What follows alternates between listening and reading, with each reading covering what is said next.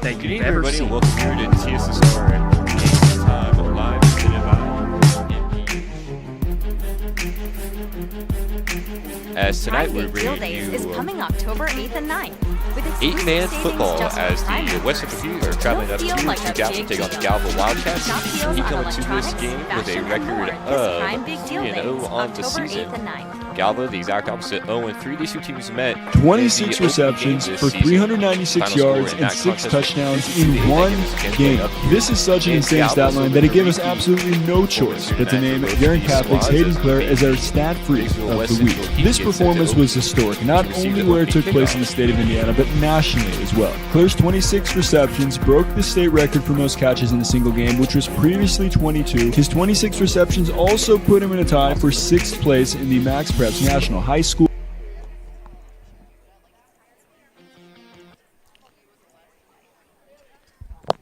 Fortunately, the scoreboard application that we usually use here tonight is not wanting to throughout the night. This opening kickoff will land around the 35-yard line. It's fielded by West Central, and there's a lot of room to run in, and this is going to go back to the house. Opening kickoff touchdown. That's number 17 on the return for the Heat. That's Alex McGraw. Whistle has blown as it appears he actually stepped out of bounds right around the 20-yard line. It'll be 1st and 10 West Central from the Galva 20-yard line.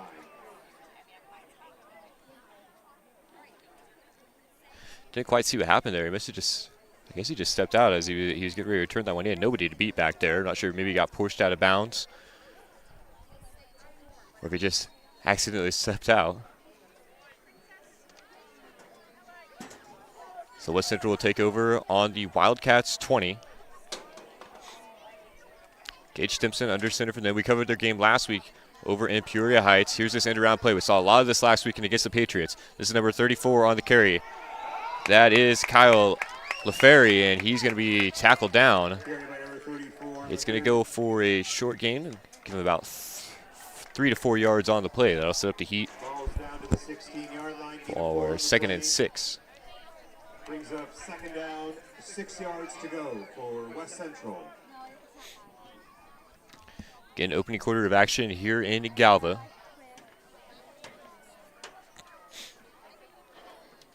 West Central, another handoff to LaFerry, this time to the opposite end.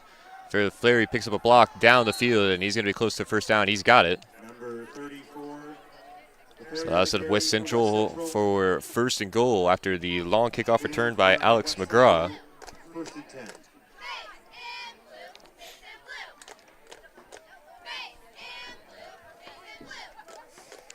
West Central will have about 8 yards to go for the touchdown. This is going to be handed off right up the middle. This is Graham Kelly. He had a big week last week in Peoria Heights, and he's going to get on the board here early. Touchdown for number 8, Graham Kelly in the West Central Heat. First score of the game, 6-0. West Central here early on. Touchdown comes at 10 minutes and 49 seconds in the first quarter.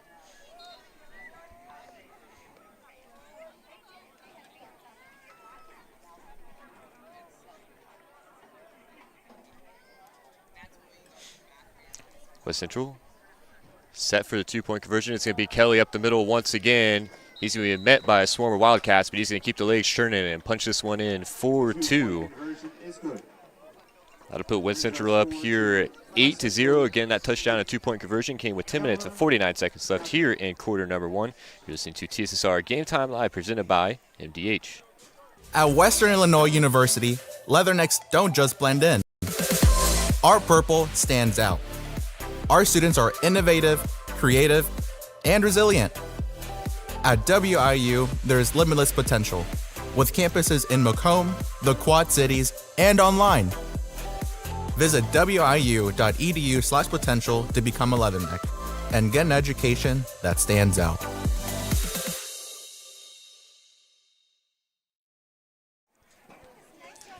Back here on TSSR Game Time Live, presented by MTH. The Heat are up 8-0 here early on.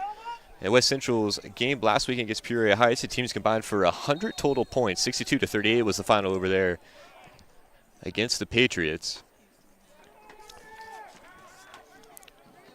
This kick will roll out of bounds just barely.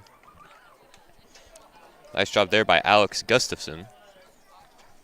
Letting that one roll. I mean, it was really close to just taking a seat right there on this near sideline. That would have spelled disaster for the Wildcats. Luckily, it rolled out of bounds. Wildcats will take over 1st and 10 from their own 35-yard line. Again, the final score here in the opening week between these two teams was 52-8 in favor of Biggsville West Central. Galva 0-3 on the season, but they have played some stiff competition. Ridgewood Co-op, Amboy, and of course this Biggsville West Central Heat team. First play, we got a flag down on the play. Run goes for, lining up back to the line of scrimmage, but this is going to be a hold. Call is holding on Galva. First penalty of the game will be charged to Galva.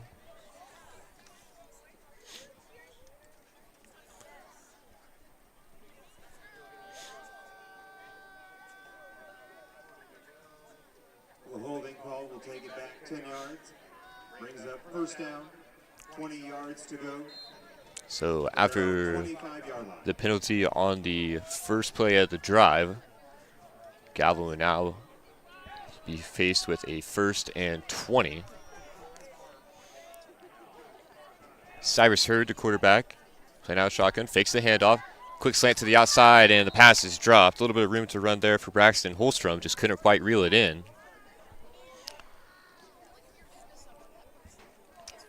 Pass intended for Holstrom is incomplete. Brings up 2nd down, 20 yards to go for the Wildcats. So 2nd and 20 after the incompletion. Again, 8-0 is the score. We'll make sure to try to say the score as much as we can since the scoreboard application is not working here tonight. Hurd back under center.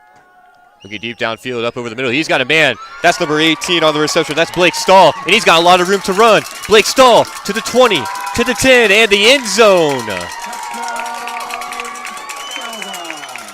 Hurd to Stahl, and the Wildcats answer right back in style.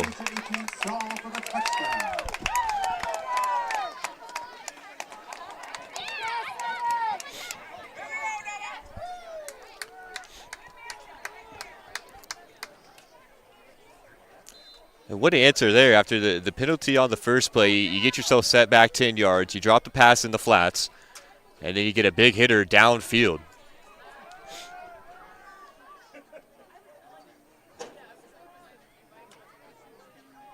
A little bit of trickery here on the 2-point conversion. They're just snapped this. It's going to be Hurd trying to take it in himself, and he will.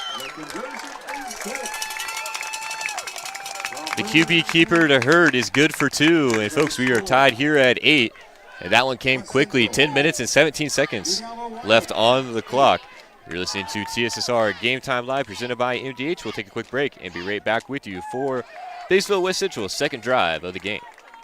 I went through MDH when we were trying to get pregnant. We were struggling the first year, and then when we got pregnant, I stayed at MDH and through labor and now for pediatrics.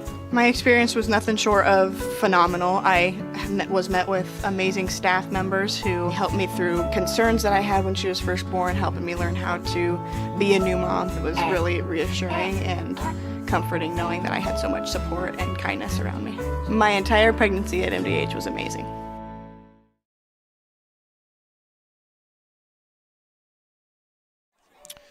Back here at Galva High School as we are tied up at 8 in the opening quarter of play. It'll be McGraw and Garner back to receive the kick for West Central. This one will be down West Central takes over 1st and 10 right around the, on their own call it 36-yard 36, 37.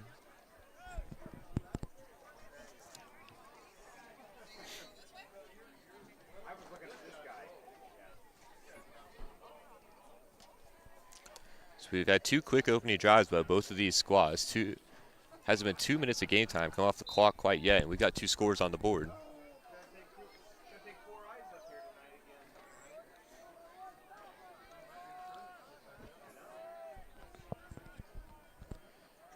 Stimson back under center. Kelly in the backfield with him. Takes the handoff to Kelly. Wraps around to the outside for Gibb. Gabe trying to pick up a block downfield, and he's going to be wrestled down short of the first down. Going to go for a solid gain to Gibb. Give him about 7 on that carry. Gain of 6 on the play, brings up 2nd and 4 for the Heat.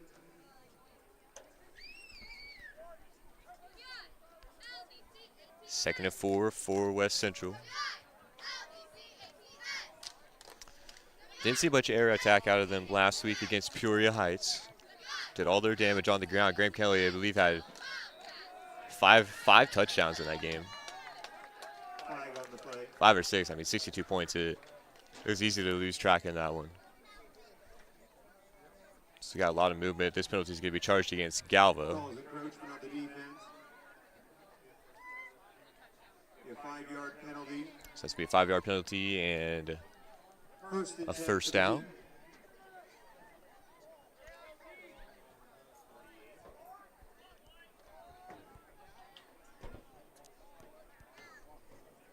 First and 10 now, still getting those change moves on the far side. Simpson again fakes the handoff, wraps this one outside. This is going to be McGraw on the carry, number 17. Trying to bounce it to the inside, and he's flaring, going to be pushed out of bounds, but not until he reaches Wildcat territory. He's going to go out of bounds right around the Wildcat 35. We'll see with the market just a bit short. So ball will be spotted on the 36, 37.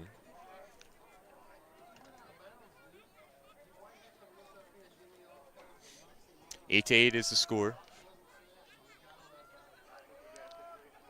Simpson back to the center. He's going to give direct iron off to Kelly. Kelly's a tough man to bring down. He's going to have the first down. That's a big body in the backfield is Graham Kelly. Good enough for a West Central first down.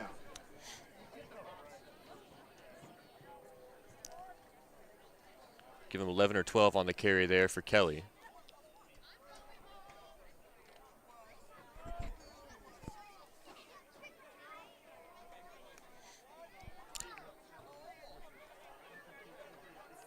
First and 10 on the Wildcats 25. Another handoff to Kelly. And he's going to fall forward for another solid chunk of yards. Number 8, Kelly on the carry for West Central.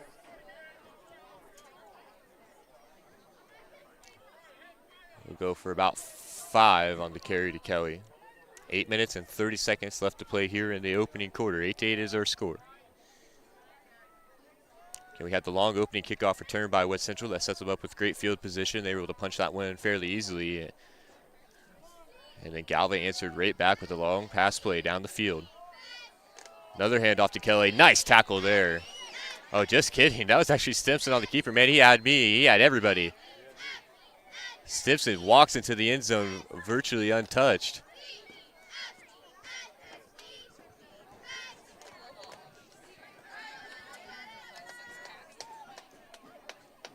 What happened here? What's going on? Nobody was able to follow that ball, apparently.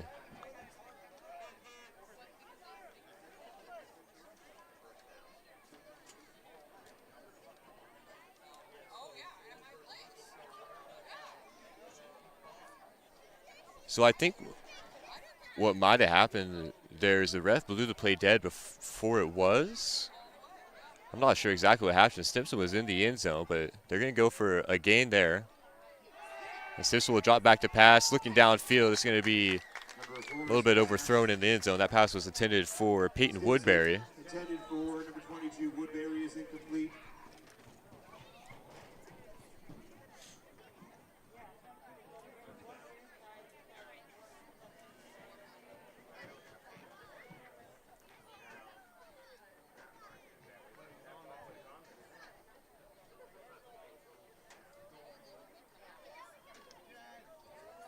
Second and goal for the Heat. 7 minutes and 40 seconds. Second and goal for the West Central Heat. About 10 yards to go. Simpson again facing out to Kelly. This time brings it to McGraw. McGraw picks up a block downfield, and he will walk into the end zone. It'll be a touchdown for Alex McGraw, number 17. Might be the first time we've seen 2 touchdowns scored on the same drive. Still not exactly sure what happened on that handoff, that fake handoff from Stimson to Kelly. Brings our score to 14-8. Touchdown comes to 7 minutes and 36 seconds. West Central selects to go for 2, and Kelly will punch it through. So touchdown and 2-point conversion, good for the Heat. 16-8 is our score. You're listening to TSSR Game Time Live, presented by I8FA. We'll be right back with you after this quick break.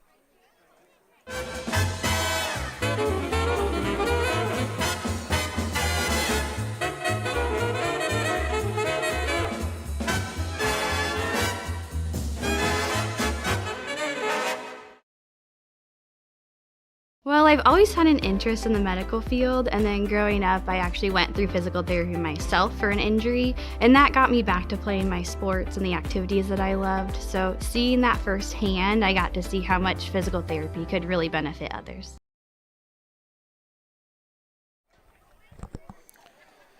Back set here, 16-8 is the score. Central gets set for their second kickoff of the game. Be number 23, Alec Gustafson, back to receive for the Wildcats.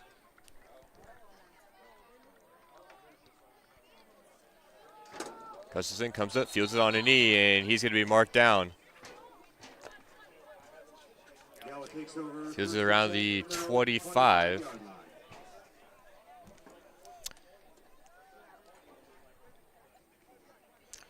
Gustafson had a chance to pick up a few yards there on the return, but just had to go to a knee to receive it.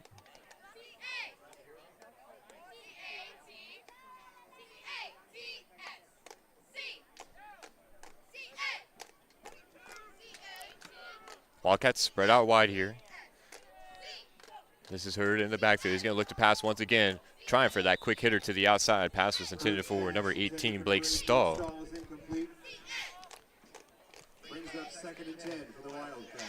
We saw that Hurd to Stahl connection on their first drive of the game. It went for a touchdown. Couldn't make good on it there.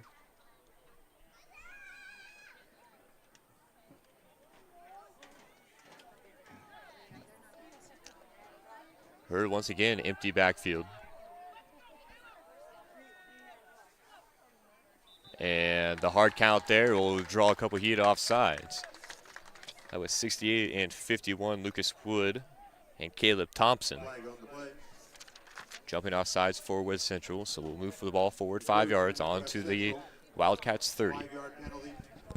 Brings up 2nd and 5 for the Wildcats from their own 30-yard line.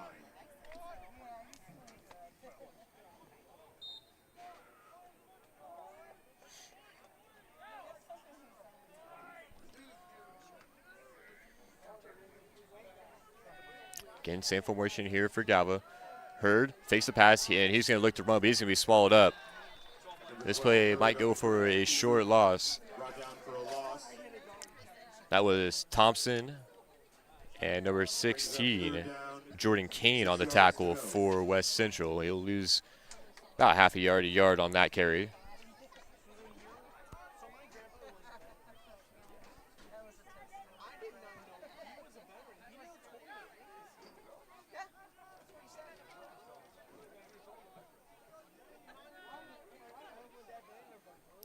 Hurd this time will pass. He's got a man open. A little bit of room to run here, coming to the near sideline. This is number 23 on the carry reception. Needs to be wrestled out of bounds. Took out a couple players there on the sideline. That's Alex Gustafson. Caught that ball around midfield and ran further side to side than he did forward. So it'll be a short 4th down. Galva will take a timeout here and decide what they want to do here. And you get about the length of the football to go to the 1st yard or the 1st down marker. You're down to touchdown and 2-point conversion. I think this is probably 4 down territory if I were to assume. We would hate to punt this one away.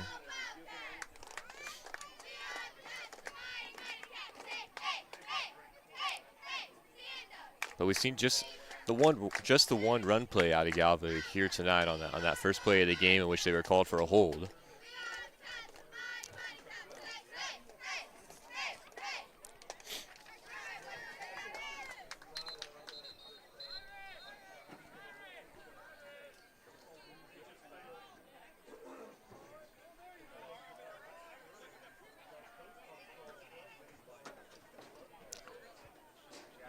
Getting short yardage to go. And Galva is going to look to sneak it. Ball was on the ground there for a second. I believe that was number 18 back there, Blake Stahl. Trying to push that one forward, and he's got the first down. Number 18 Stahl on the carry. Good enough for a Wildcat. First down. Great call there by head coach Mark Jeffrey. He moves Stahl into the backfield. He's able to push the pile forward and keep this drive alive for Galva. Wildcats have it first and 10 on their own 36-yard line. And 16-8 is their score in favor of West Central. This time we got trips to the far sideline for the Wildcats. Hurd going to have a screen pass out there. Makes a man miss, and he's going to go for positive yardage. Not much there on the pass play. Pass was complete to number 11, John Patrick Sloan. Short gain on the play brings up second down for the Wildcats. Might have got about 3 yards on that play, 2 or 3.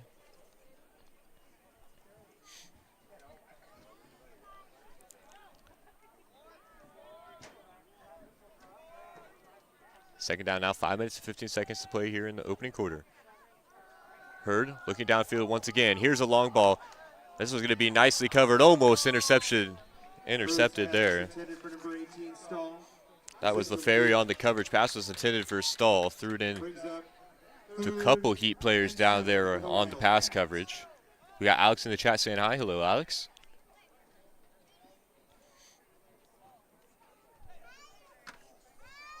Everyone make like Alex and get into that live chat. Let's see who's all on here listening to us.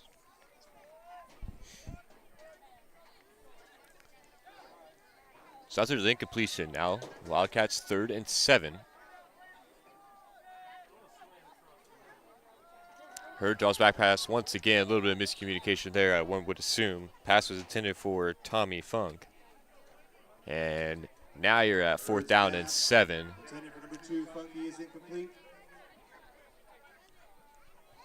Well, 4th down, about half a yard. You can sneak your way for a first down. 4th and 7. I think you got to punt this one away.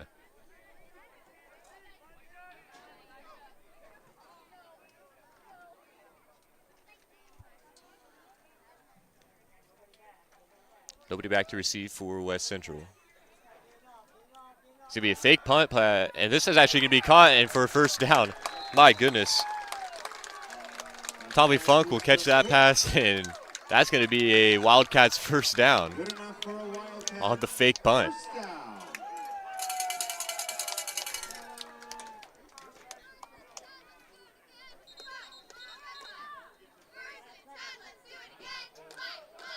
And West Central will take a timeout. We'll take a quick break as well. You're listening to TSSR Game Time Live, presented by MDH. Whatever the day brings, and Mother Nature provides, is no match for what you'll have thanks to Nutrien Ag Solutions.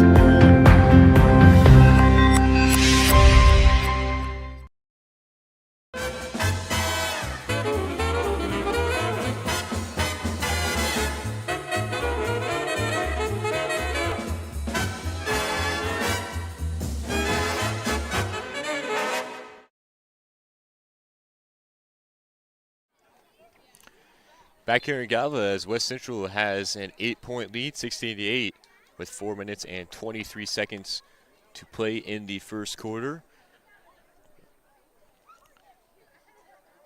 So Galva's made good on 2 4th down opportunities here on this drive. They had the keep play, sort of the quarterback sneak play, but it was actually Stahl in the backfield for him, able to pick up the first down. And then we have the fake punt play to Funk. That went for a first down. This pass is going to be caught out in the flats. That's number 23 on the reception. That's Gustafson, but he's going to be brought down quickly. Not much room to run there for Gustafson, but the pass will go for about 3.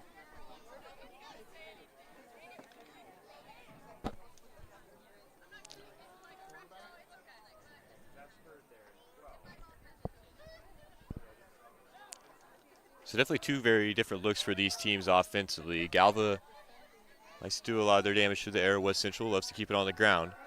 Hurd Fakes the pass once again, trying to make something happen with this one. He's going to be brought down right around the line of scrimmage. Not much room there for Hurd on the keeper. Short gain on the play. Brings up third down, 6 yards to go for the Wildcats. From the West Central 41-yard line. Kane Bayless was in on the stop, I do believe, number 24 for West Central.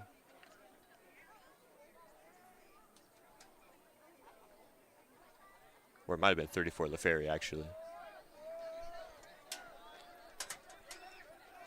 3rd and 6, trips to the far side once again for Galva. Hurd is going to throw this one quick out of the slams for Funk, and he's going to be up close to the first down. And I think he's going to have it. He sure will. It's a Wildcat first down.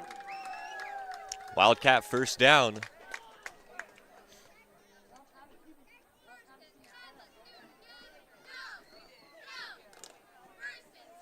Wildcats have it 1st and 10 at the West Central 35-yard line. Clock rolls under 3 minutes and 20 seconds.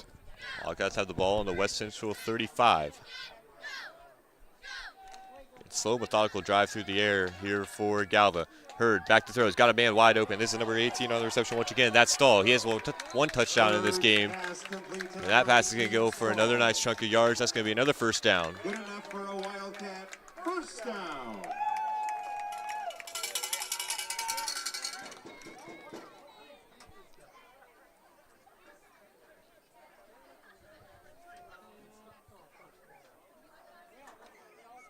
Stahl will come off the field now.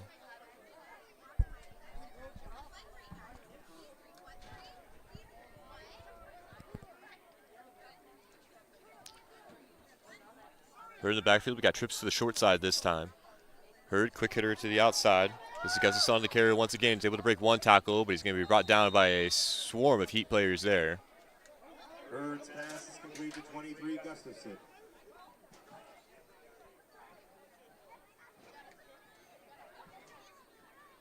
Short gain on the play brings up We'll go for a very short gain. It'll bring up 2nd and 9.5, basically. Clock reaches 2 minutes here in our opening quarter of play. Again, West Central is leading 16-8, but Galva is knocking on the door.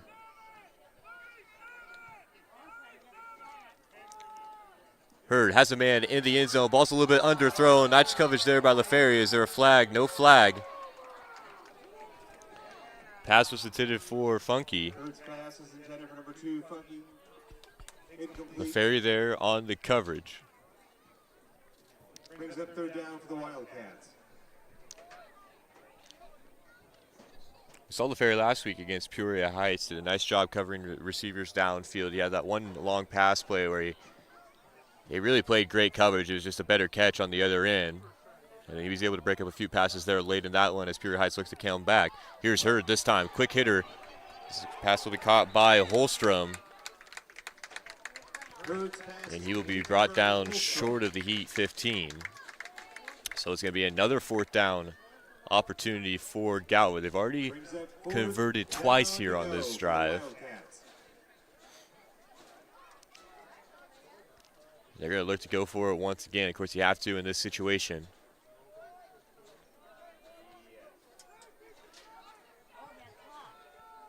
Ball in the Heat 16.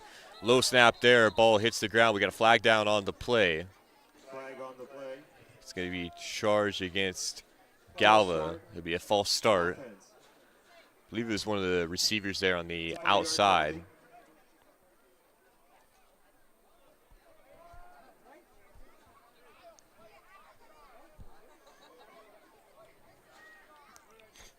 Sometimes that's not such a bad thing. Gives yourselves a little bit of room here for a team that likes to pass the ball. Got a little bit more field to work with out in the open.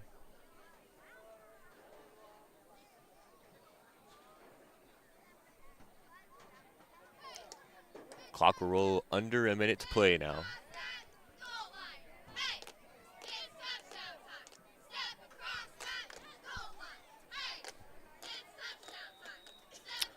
And we'll have a timeout called by Galva. We'll take a quick break as well. You're listening to TSSR Game Time Live, presented by MDH. 16-8 is our score here in Galva. West Central lead the Wildcats.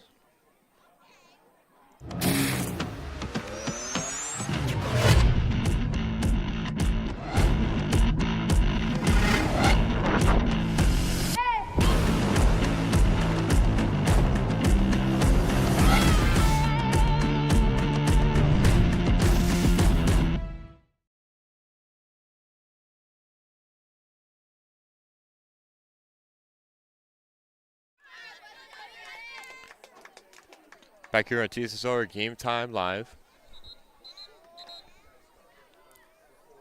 Galva once again faced with the fourth down. They got about 21 yards to go to the end zone. About 10 to go to the first down. Hurd, another deep ball. This one's going to be overthrown. And they got a flag down. This is going to be pass interference, I do believe.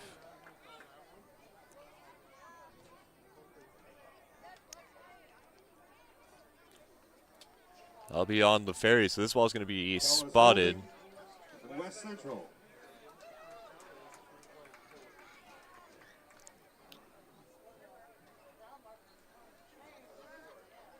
Actually, they just called a hold there.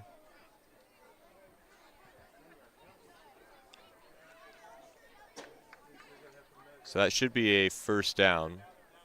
They're just on the inside of the six there, so 10 yards out. I'll put you right in front. That'll be a first down. Just barely about 10 yards to go, 10, 11 yards to go for Galva now. Once again, trying to answer back after the West Central touchdown. Hurd will be on the keeper once again, and it's going to be swallowed up there. Going to be a short gain for Hurd. Brings up 2nd and 9. 30 seconds to go. Looks like Galva will get set up for one more play before we head into the second quarter and get things flipped around.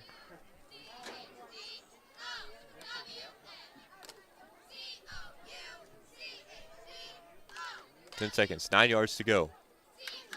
Hurd takes a snap, looking far side. He's got a man, and the pass is dropped. Number 23, that's Gustafson. Had him there, might have heard footsteps there in the coverage, but that will stop the clock. So I'll give Galva another chance before we hear the horn. Signaling the end of the first quarter. Brings up 3rd and 9 for the Wildcats.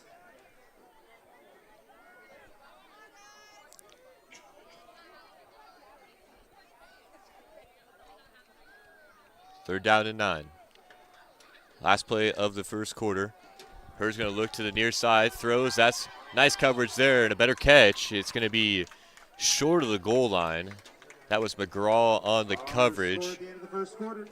Stahl on the reception. And that's how the first quarter of play will come to an end. We'll get things flipped around. West Central lead Galva 16-8 at the end of one. You're listening to TSSR Game Time Live presented by MDH. MTC Communications is building a high-speed fiber network in our community, and we're putting priority on the areas with the greatest interest. That means we need your input to let us know you want us to build fiber in your area first. Experience the speed and convenience of fiber internet by visiting our special website and registering. Let us know you want fiber internet today, and make your voice heard. I chose the MDH OBGYN group because I've heard wonderful things about Dr. Smith. And upon entering the office, I really got along with everybody and got a warm feeling. The staff is warm and inviting and welcoming. It's a small community, so it's a really nice hospital to have here in the rural area. I continue to choose MDH because of the relationships I have. I really enjoy everybody here.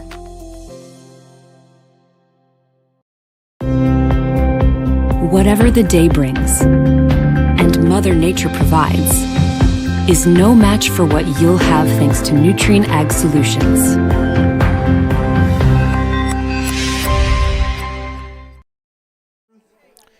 Back here in Galva at the end of one, it's West Central 16, Galva 8.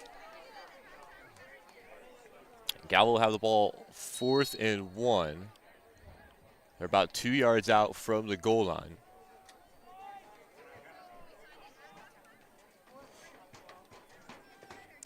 Once again, empty backfield for Hurd, and this one's going to be blown dead. I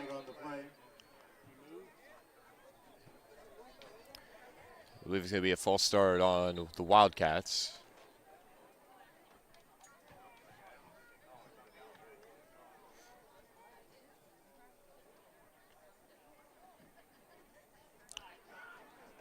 It sure will, so that'll be a 5-yard penalty. On the offense, it's a 5-yard penalty. Brings up 4th and 6. Excuse me, yes, 4th and 6 from the West Central 7-yard line. Again, we kind of talked about earlier with a team that likes to pass this much, having a little bit of extra room to work with when you're this close to the end zone isn't necessarily such a bad thing. Of course, you like to be as close as possible. These gives your receivers a little bit more room to run. Maybe get that separation they need. Hurd to the end zone in the slant, and it's going to be broken up. Pass was intended for Holstrom, and that'll be a turnover on downs. First and 10 for West Central from their own 7-yard line. But not after a very long drive there by Galva. Took us into the second quarter.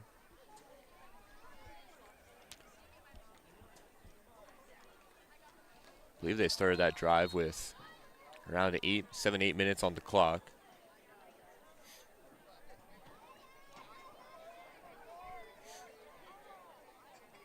So pretty treacherous starting field position here for West Central. They're inside their own 10-yard line. Simpson will hand it off to Kelly. Kelly makes a move on the outside. He's got a lot of room to run now. He's being chased down. He's at the 40, to the 50. Opposite 40, shoestring tackle there. Nice job, and the ref takes a bump as well. That was John Patrick Sloan there, able to wrap up Kelly by his ankles and bring him down. Kelly was looking for a house call. Sloan denied his service, but that's going to push that one all the way up to the Galva 35. Another huge run play for Graham Kelly.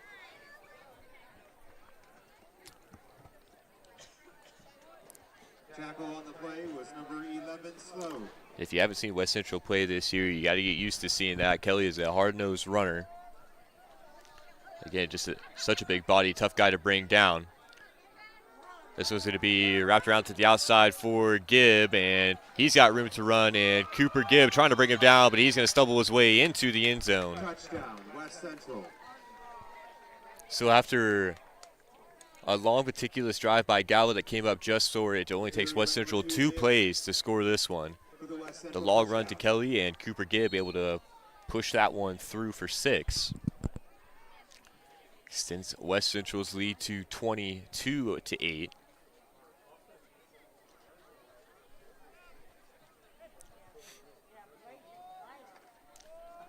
That touchdown will come with 11 minutes and 14 seconds here in the second quarter.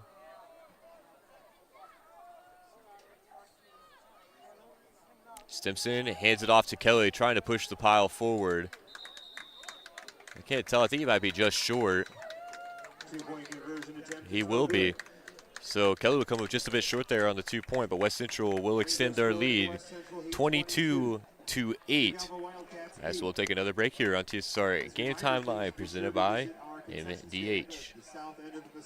Well, I've always had an interest in the medical field, and then growing up, I actually went through physical therapy myself for an injury, and that got me back to playing my sports and the activities that I loved. So seeing that firsthand, I got to see how much physical therapy could really benefit others.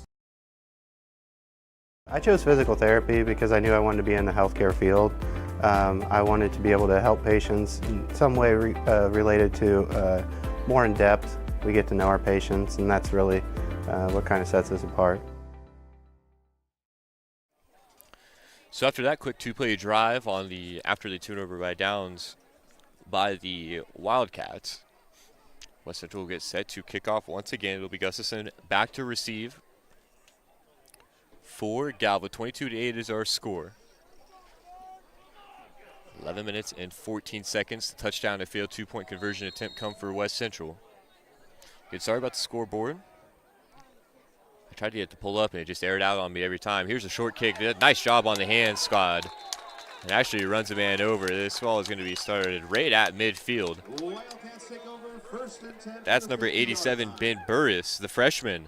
There showing off the hands for the Wildcats. Did a nice job reeling that one in. Alex is back in the chat asking how we're doing. Having a great day. You know, 6 o'clock start time. The sun's just starting to go down. We're kind of set up here out on the bleachers. It's been a very hot day, but now that the sun's down, we're in the shade. It's actually quite nice out. Can't ask for a much better start to the weekend. Hurd back to pass once again. Bad pass there. Comes up just a bit short. Once again, intended for Gustafson. Brings up 2nd and 10 for the Wildcats.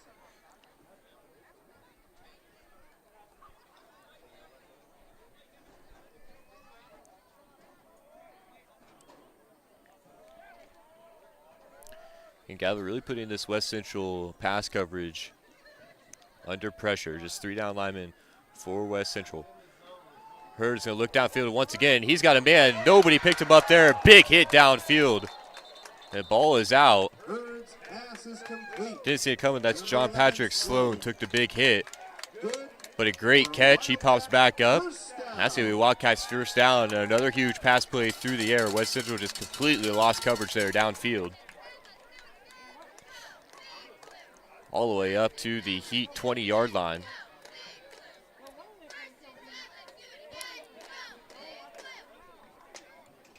Wildcats have it 1st and 10 from the West Central 20-yard line.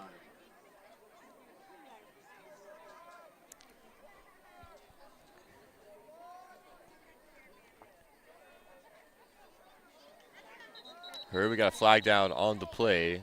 Pass was complete to Stahl. I believe it's going to be a false start once again for Galva. It will. So I'm marching back 5 yards. False start. Offense. Yeah, we just talked about how this Wildcats offense is really putting the Heat pass coverage into question. And there you see the big pass play to Sloan. Again, there was no West Central defenders within 7 to 8 yards of him, and he was completely broken free in the backfield. A nice job. A big hit to take him down, but definitely found some open space back there.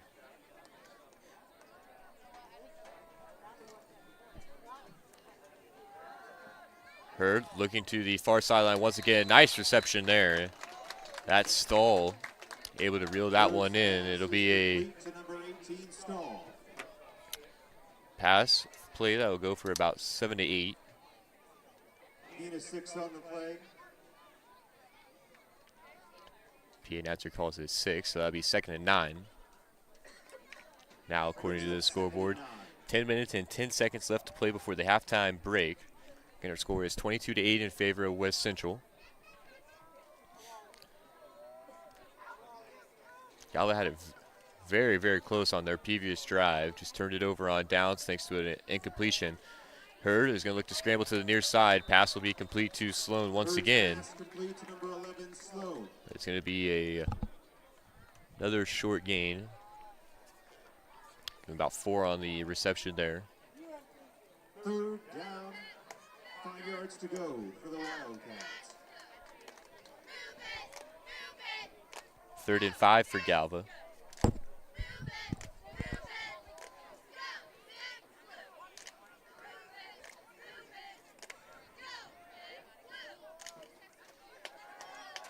Hurd deep in the backfield under a little bit of pressure. Hurd's going to take a hit and throw it downfield. I think is that going to be caught?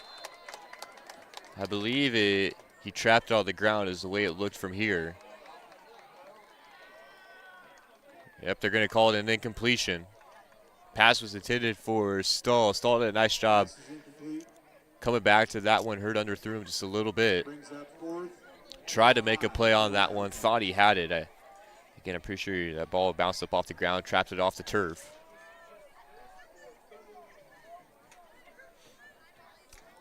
So Lincoln Buplas will stop the clock. And bring Galva faced with another fourth down in heat territory.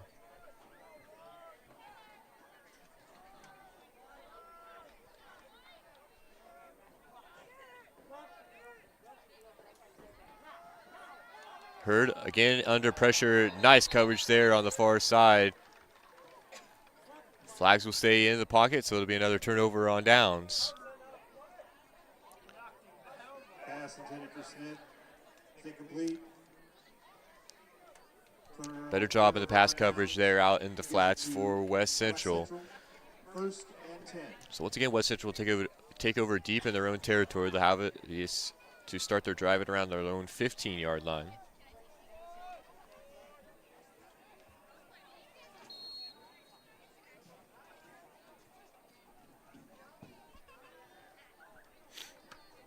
Galva turns the ball over with 9 minutes to go before halftime. Stimson back under center. This one will be a handoff to Kelly, who ran a man over. It'll be about a 6-yard gain for Graham Kelly.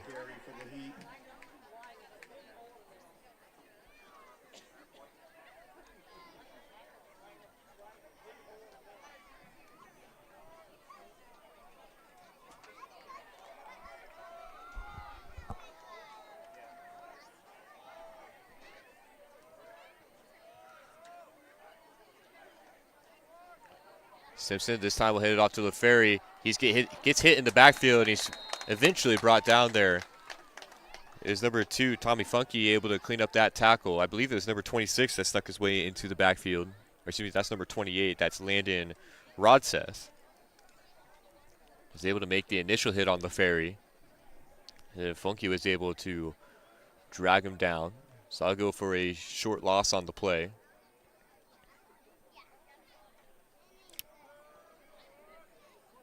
Third down, 6 yards to go for the Heat.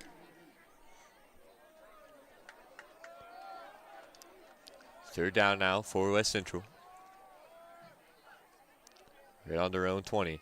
Simpson will hand this one off to initial ball carrier. That's Kelly. He's going to be tripped up. We'll see where they mark him down at. He's close to the first down.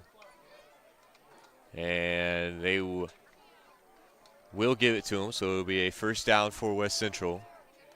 Ready, coming on the carry, good enough for West Central, first down. The carry to Kelly is good for a fresh set of downs. 7 minutes and 15 seconds. Heat lead 22-8.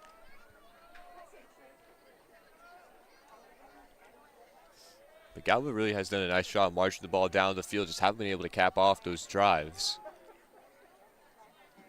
Simpson will hand this one off to Cooper Gibb. Wrapping around the outside once again towards the far sideline before being brought down.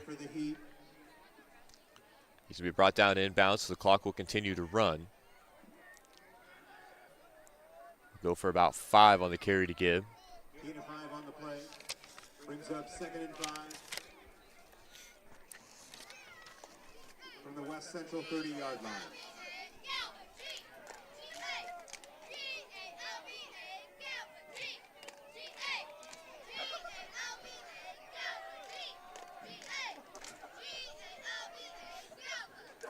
Simpson fakes the handoff to Kelly. This time it comes to McGraw. McGraw is going to be wrestled down, but not after the first down, and a few more to tack onto it. He's going to be brought down right around the West Central 42-43. Another first down for the Heat.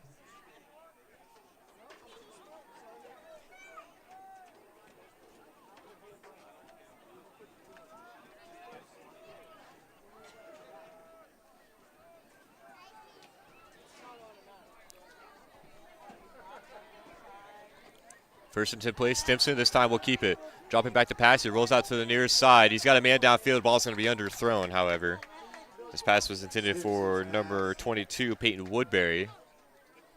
Intended for number 22, Woodbury. Came up just a bit short. Clock will stop on the incompletion, 5 minutes and 47 seconds left to play before halftime. Pretty big night of football here on TSSR Game Time Live. As we have A-Town and Rushville Industry. That, of course, in the 11-man section of high school football. That game will be played in Outton. Another 11-man game, Macomb taking on West Hancock. That game being played in Macomb. And the other game that we're covering here tonight, Mr. Dwayne Hulett is up covering West Prairie and Flanagan. That game being played in Flanagan. Start time, all those games start time around 7. This one an early start here in Galva started at 6. Stimson on the keeper would go for about 1. And then tomorrow, more 8-man action as BPC will be playing Amboy. That game will be played in Bushnell.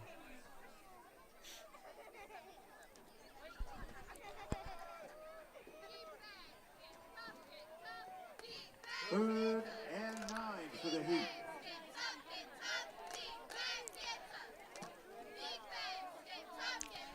Of course, Amboy, the defending state champions, will take on BPC tomorrow. That game will be streamed here on TSSR. Here's McGraw on the carry. Once again, up close to a first down. 17, McGraw on the carry for the Heat. I think he's gonna. Is he gonna have it? They're looking. They might bring the chains out for a measurement.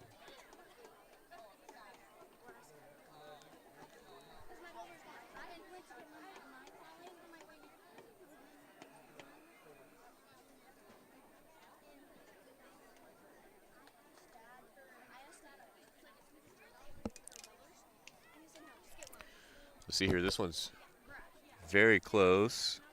Stretch out the chains, and it's going to be a first down, but First and 10, West Central. by about half an inch, it looks like. Just caught the nose of the football. I'm not sure if the end of the flag stick even clipped the white line on the football, but it's going to be good enough for a first down.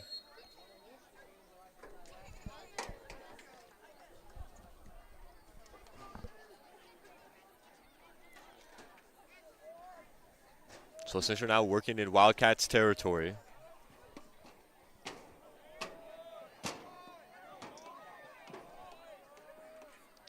Four minutes and 30 seconds. Stimson will hand this one off up the middle to Kelly. Kelly will break a tackle, breaks another tackle before being brought down. That's number 11 on the stop for West Central. That's Patrick Sloan. But Kelly will have another first down. Good enough for a West Central first down. Run will go for about 15 or 16 there for Kelly.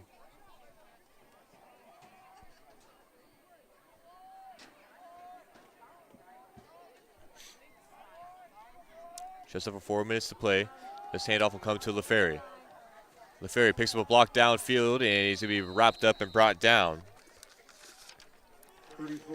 That's Funky there on the stop on the carry to LaFerry. The back-to-back first downs for West Central. And again, a little bit of a slower drive, contrary to what we've seen out of West Central here tonight. First and 10, West Central.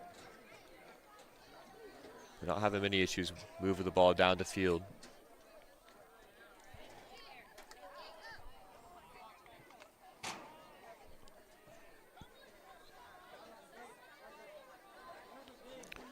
Ball on the Wildcats 14. Stimson back under center.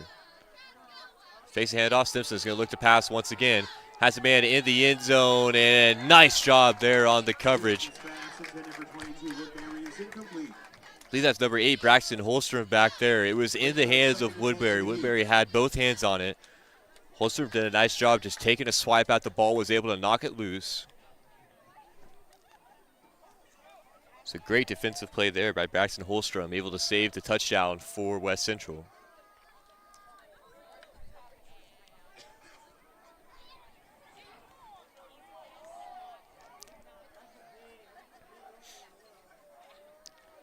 Second 10, Stimson will hand it off to Gibb. Gibb's able to break a tackle and another one. Nice carry there by Gibb. I mean, he was hit close to the line of scrimmage. He's able to break free of those tackles before finally being brought down by Funky. Some 2-on-2 crime there, Gibb and Funky.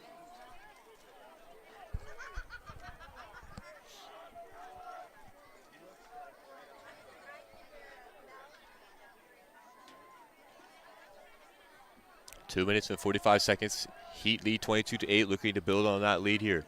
Simpson hands off Kelly. He's tripped up at the line. But he will have the first down. So it'll be first and goal. West Central will have about 4 yards to go to the end zone and 4 tries at it.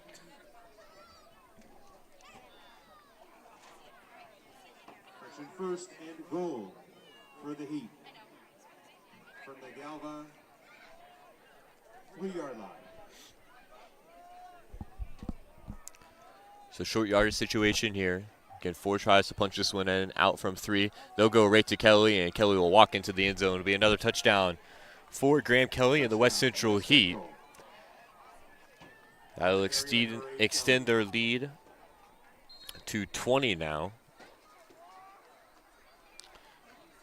Came up short on their last 2-point conversion attempt. We'll look to make better on this one. Touchdown comes with 2 minutes and 4 seconds to go before halftime.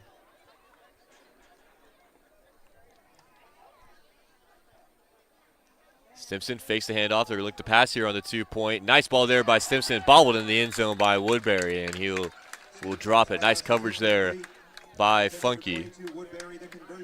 Able to break up that 2-point conversion, so West Central has came up short on their past 2-point conversion attempts, but they find themselves up 20-8 here in Galva. 2 minutes and 4 seconds to play before halftime. You're listening to TSSR Game Time Live, presented by MDH.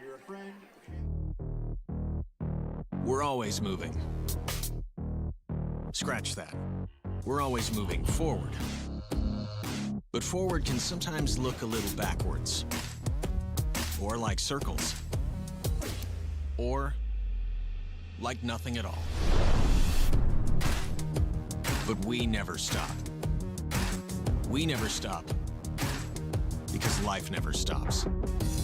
It's hard to stop a train.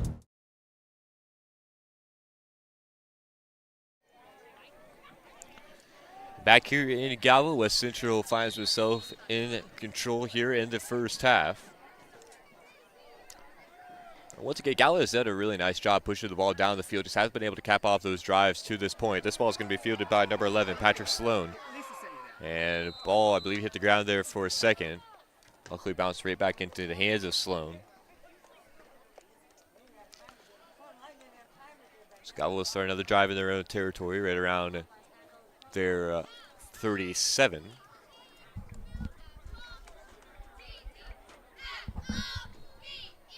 Wildcats take over first and 10, their own 37-yard line.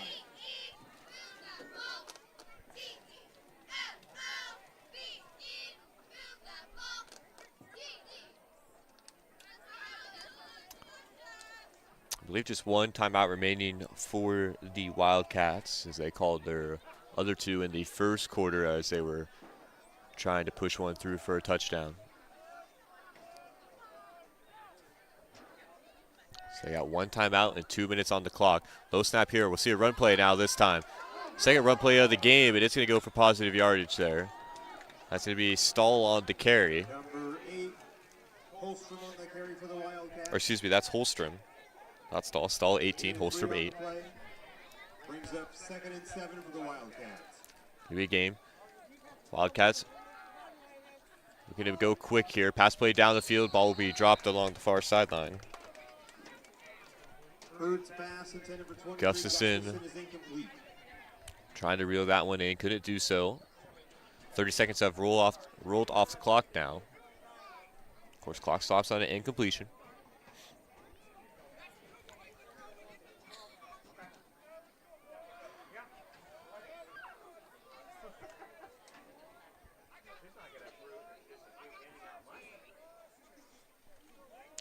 Minute and 30 seconds.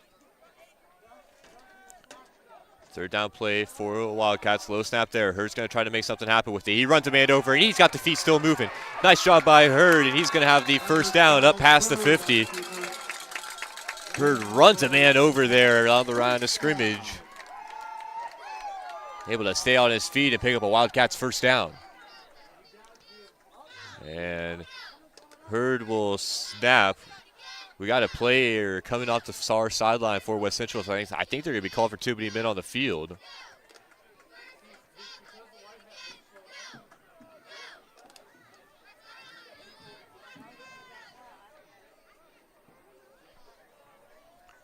Galva moved very quickly there.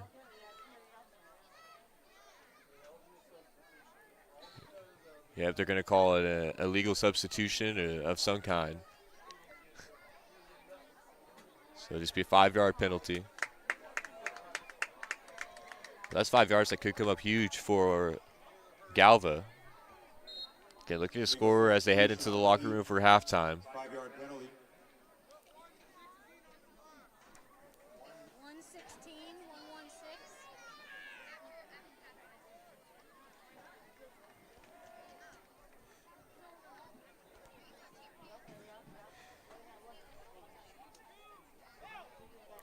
We get the clock adjusted there. 1:16 on the clock, as you might have heard.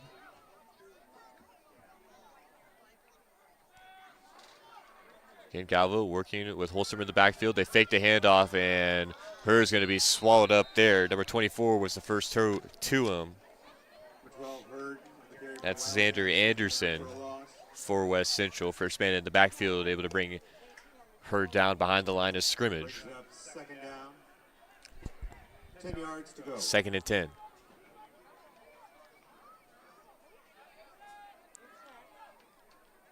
Holstrom in the backfield once again. Hurd looks for pass over the middle, goes through the arms of Funky, and it's intercepted by LaFerry. LaFerry to the near sideline, and he's going to punch this one through for a Heat touchdown. On the tip drill there, LaFerry with the interception and the pick six. Pass was intended for Funky. He had it in his arms, just couldn't reel it in, and LaFerry said, if you can't, I will.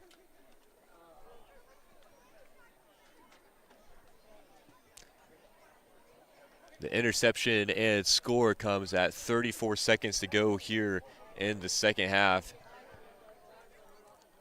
Definitely not what you want to see if you are a Galva fan. Again, just looking to make something happen there late in the first half.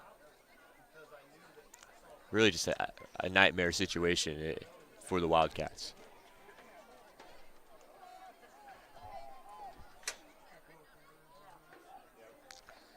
Stimson on the two-point conversion. He'll hand it off to McGraw, and he will walk into the end zone untouched. 36-8 is the score now after the pick six by LaFerry in the West Central Heat. We'll take a quick break here as Galva will take over with 34 seconds to go here before the halftime intermission. You're listening to TSSR Game Time Live, presented by MDH. At Western Illinois University, leathernecks don't just blend in. Our purple stands out. Our students are innovative, creative, and resilient. At WIU, there is limitless potential, with campuses in Macomb, the Quad Cities, and online. Visit wiu.edu/potential to become a leatherneck and get an education that stands out.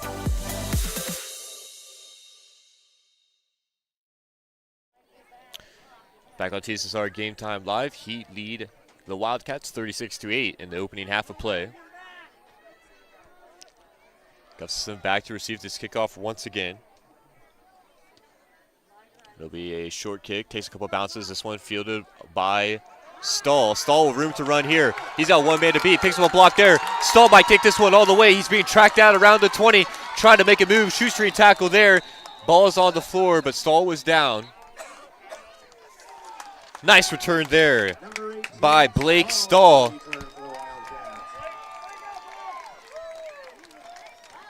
Try to kill this Heat momentum. That was Aiden Gardner tracking him down right around the West Central 7-yard line.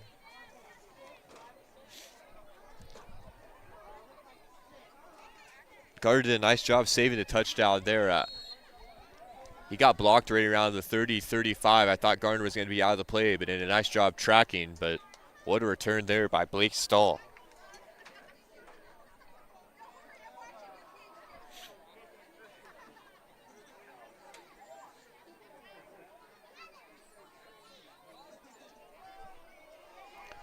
This is going to be Stahl under center now. Stahl is going to look to pass this one. He's got a man, and that's going to be a Wildcat touchdown to Tommy Funky. And you'd love to see that. On the last drive, the pass went through Funky's hands. This time, he's able to sure those up, and he's able to score 6 for the Wildcats.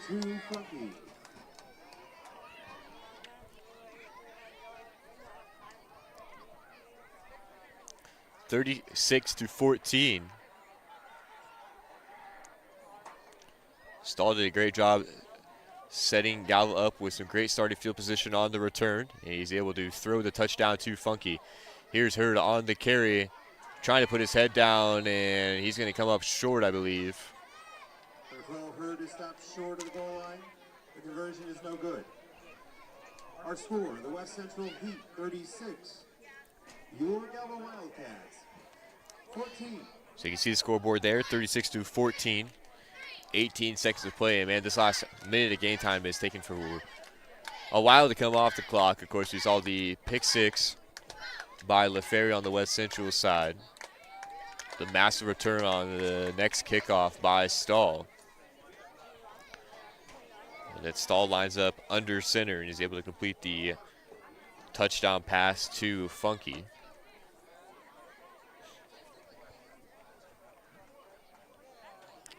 Two-point conversion came a bit short. We've seen both squads kind of struggle with that here tonight.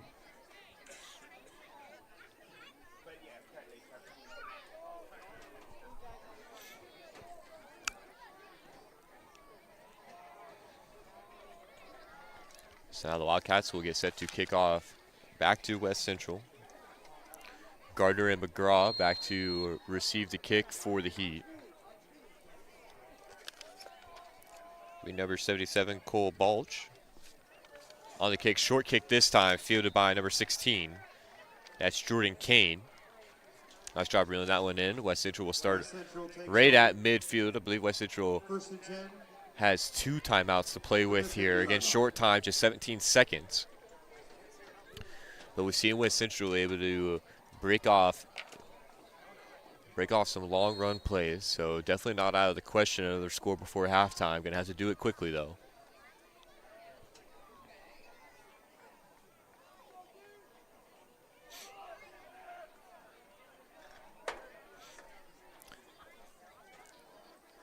Stimpson back under center, play is blown dead before it could even get going.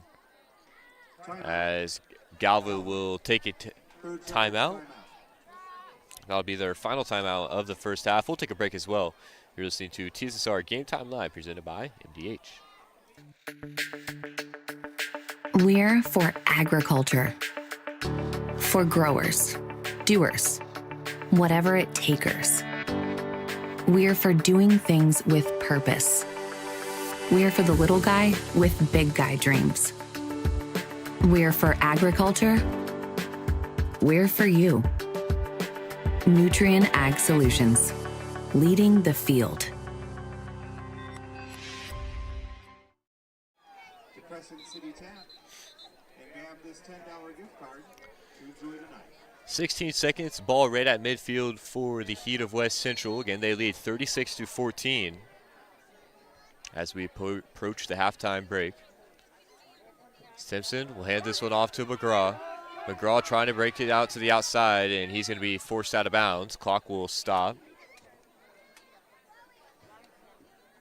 17 McGraw on the carry for the Heat. McGraw will have a first down. Be about an 11-yard run for Alex McGraw. 38-yard line. Good enough for a West Central first down. Took about 7 seconds off the clock now, so just 9 to work with. Again, Heat do have 2 timeouts.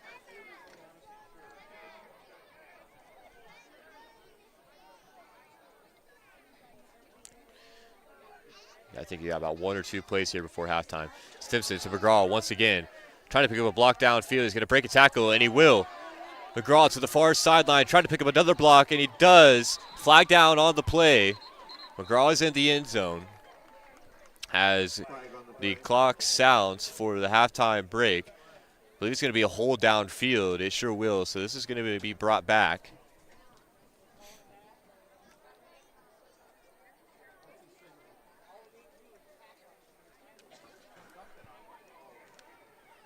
Holding offense. I believe that will be the end of the first half. 10-yard penalty. It sure will. Clock will expire. Heat lead 36-14 at halftime here on TSSR Game Time Live. We'll take a quick break, play an interview for you guys, and get set back with you for second half action here in Galva. Once again, West Central up 36-14. on the Wildcats. Again, you're listening to TSSR Game Time Live, presented by MDH.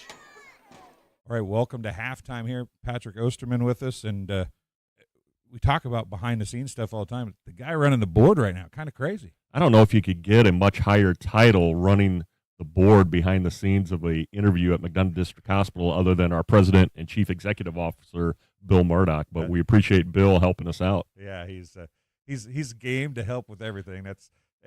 I'm guessing your job. So scratch that. Looks like we're going to get set for another play here, actually. Everyone was getting set for halftime.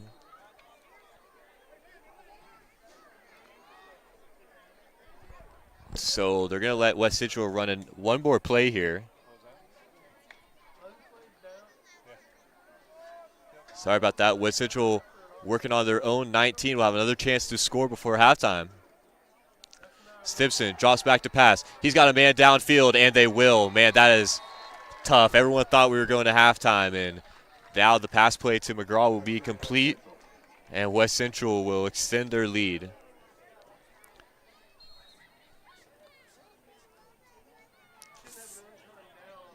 (42-14).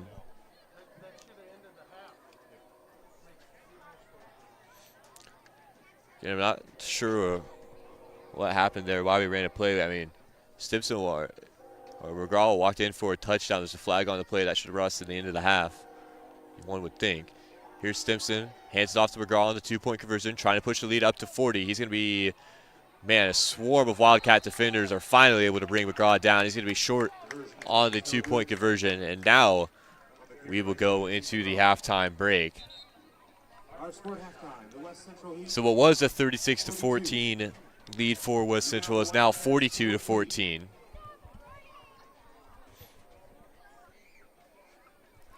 Again, you're listening to TSSR Game Time Live, presented by MDH. Now we will play an interview and be back with you for the second half of action.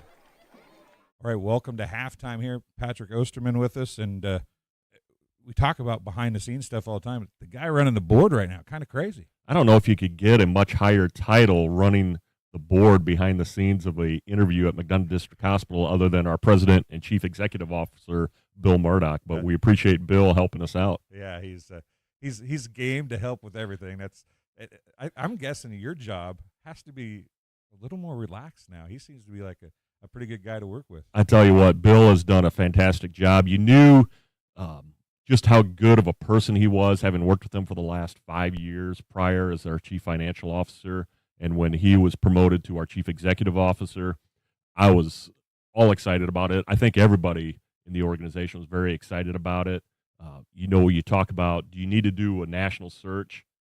And our board of directors, I give them all the credit in the world. They listened to the staff. They listened to the community members and said, you got somebody here who knows what they're doing, is a great person, does a great job. He knows the community. He's invested in the community, and it's been a great 2024 so far. And we've got a lot of bright future, a lot of great things that we're looking ahead towards. Well, it's nice because MDH has been so embedded in the community, right? It is always nice to have somebody at the top and throughout the system that's also embedded in what the community has to offer and needs. Absolutely. With my job, I do a lot of community relations. I get out, talk with businesses, talk with organizations. And one of the first conversations I had with Bill when he stepped into that new role, he said, Pat, I want to get out in the community. And we've been able to do that. We've gone out and met with our regional healthcare colleagues, CEOs, just talking about what can we do together? Is there anything we can do together? Rural healthcare is tough. There's a lot of challenges we face, but if we work together, maybe play to each other's strengths, I think we can both succeed. And that's the best way that we can help serve our community, help serve the patients that we are here to serve. Well, and improving your brand is always a good thing, right? Whether it's a hospital or TSSR Game Time Live, improving your brand is a good thing.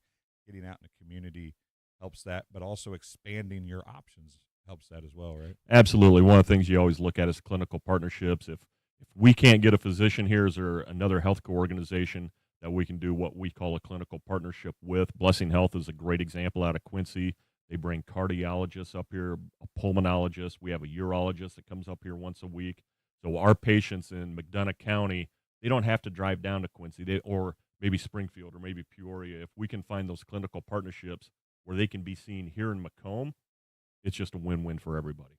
Well, last year we talked about expanding to Monmouth with you. We talked about the pharmacy. As we talked to Bill, the pharmacy is expanding, and I shouldn't say expanding, it's coming to completion. You've done great things, I think, in Monmouth. What's down the road for MDH? Are you at a point that you can talk about anything that's coming? I think we just got to keep looking on how we can continue to grow, and that's been one of our focal points. We do strategic planning on a quarterly basis. We want to look ahead, 2-3 years down the road, but as we said, there's a lot of dynamics going on in healthcare right now. So if you get too far ahead, you kind of lose sight what could be coming right around the corner. So that's why we try to keep it more of a short term, yet still look ahead to the long term. Like we said, our biggest challenge is how can we continue to grow?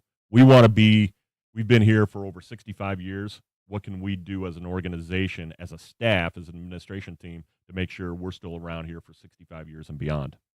As public relations guy for the hospital, what do you want to use this opportunity to tell the people that might be watching about MDH in 2024 that's different maybe than what they expected or saw from 2023 or before? Well, as you just talked about, our clinical expansions, as you said, Monmouth, our MDH Monmouth Clinic, convenience clinic, sports med and rehab. We got great staff up there, and I think that's a common theme. I know Bill talks about this a lot. I 100% on board with this too. I agree 100%. I would think you'd ask any of our staff members, they would say that we got a great team right now. We do a great job working together, and I think that's how we can play to our strengths to help grow. You talked about the community pharmacy. We're excited when that starts coming online and how we can best serve our community. A lot of convenience. I think one thing that we learned from COVID, people love convenience. We got our drive-through labs, and now you got our drive-through community pharmacy.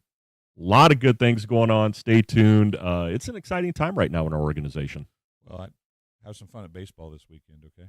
We're going to have some fun. A lot of fall baseball going on as we record this right before the start of high school football season. I know we're going to have a lot of great football games. We want to wish all of our area teams the best of luck this year. We'll be right back with the second half right after this.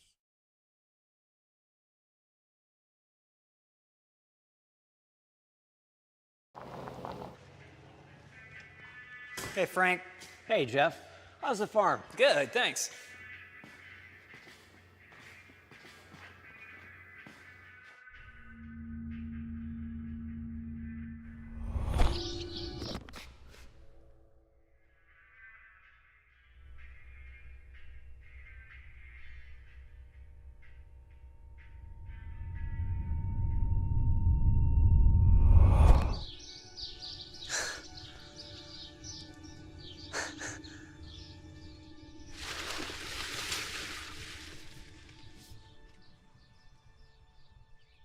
Nice choice. Let's get you loaded up. No matter where you are or what you grow, make sure you start with Dyna-Grow Seed. For local farm expertise and local seed options, no other seed brand gets you closer to the results you want. At Country Financial, we enjoy serving the community in which we live, big or small. I love living in the Blandonsville area. It's where I grew up, went to school, and decided to raise my family. I never had a desire to live or work anywhere other than in a small town. I feel lucky to help my longtime friends and neighbors with their insurance needs. It's like working with family every day. I'm Brett Powell, your local Country Financial representative, whose door is always open to work with you.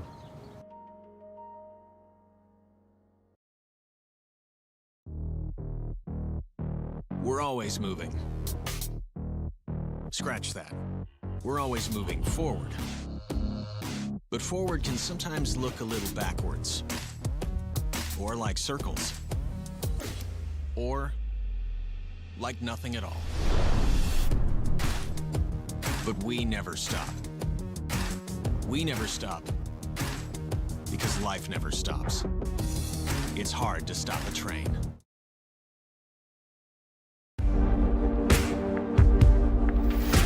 Some farmers I know swear by a name. Say they'd never operate anything else. Well, Here are a few names for my Fendt 900 Gen 6 series. Fuel Saver, Time Maximizer, Game Changer.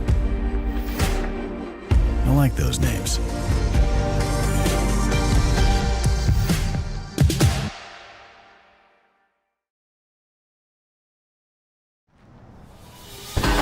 Let's go! Y'all got acres to take 4 tires, tight. 4 tires of fuel, 4 tires of fuel. Come on, we gotta get him back out there. He's a busy man. I'm just here for seed. It's all part of it.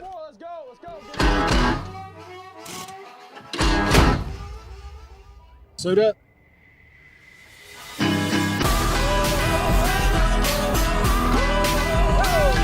Nutrien Ag Solutions has everything you need to win the season and go full speed ahead.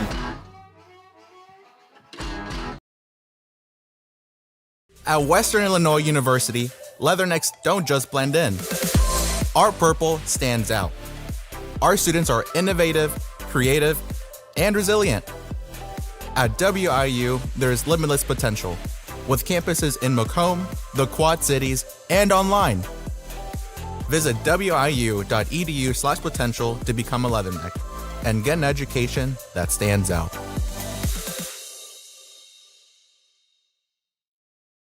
I went through MDH when we were trying to get pregnant. We were struggling the first year, and then when we got pregnant, I stayed at MDH and through labor and now for pediatrics. My experience was nothing short of phenomenal. I was met with amazing staff members who helped me through concerns that I had when she was first born, helping me learn how to be a new mom. It was really reassuring and comforting knowing that I had so much support and kindness around me. My entire pregnancy at MDH was amazing.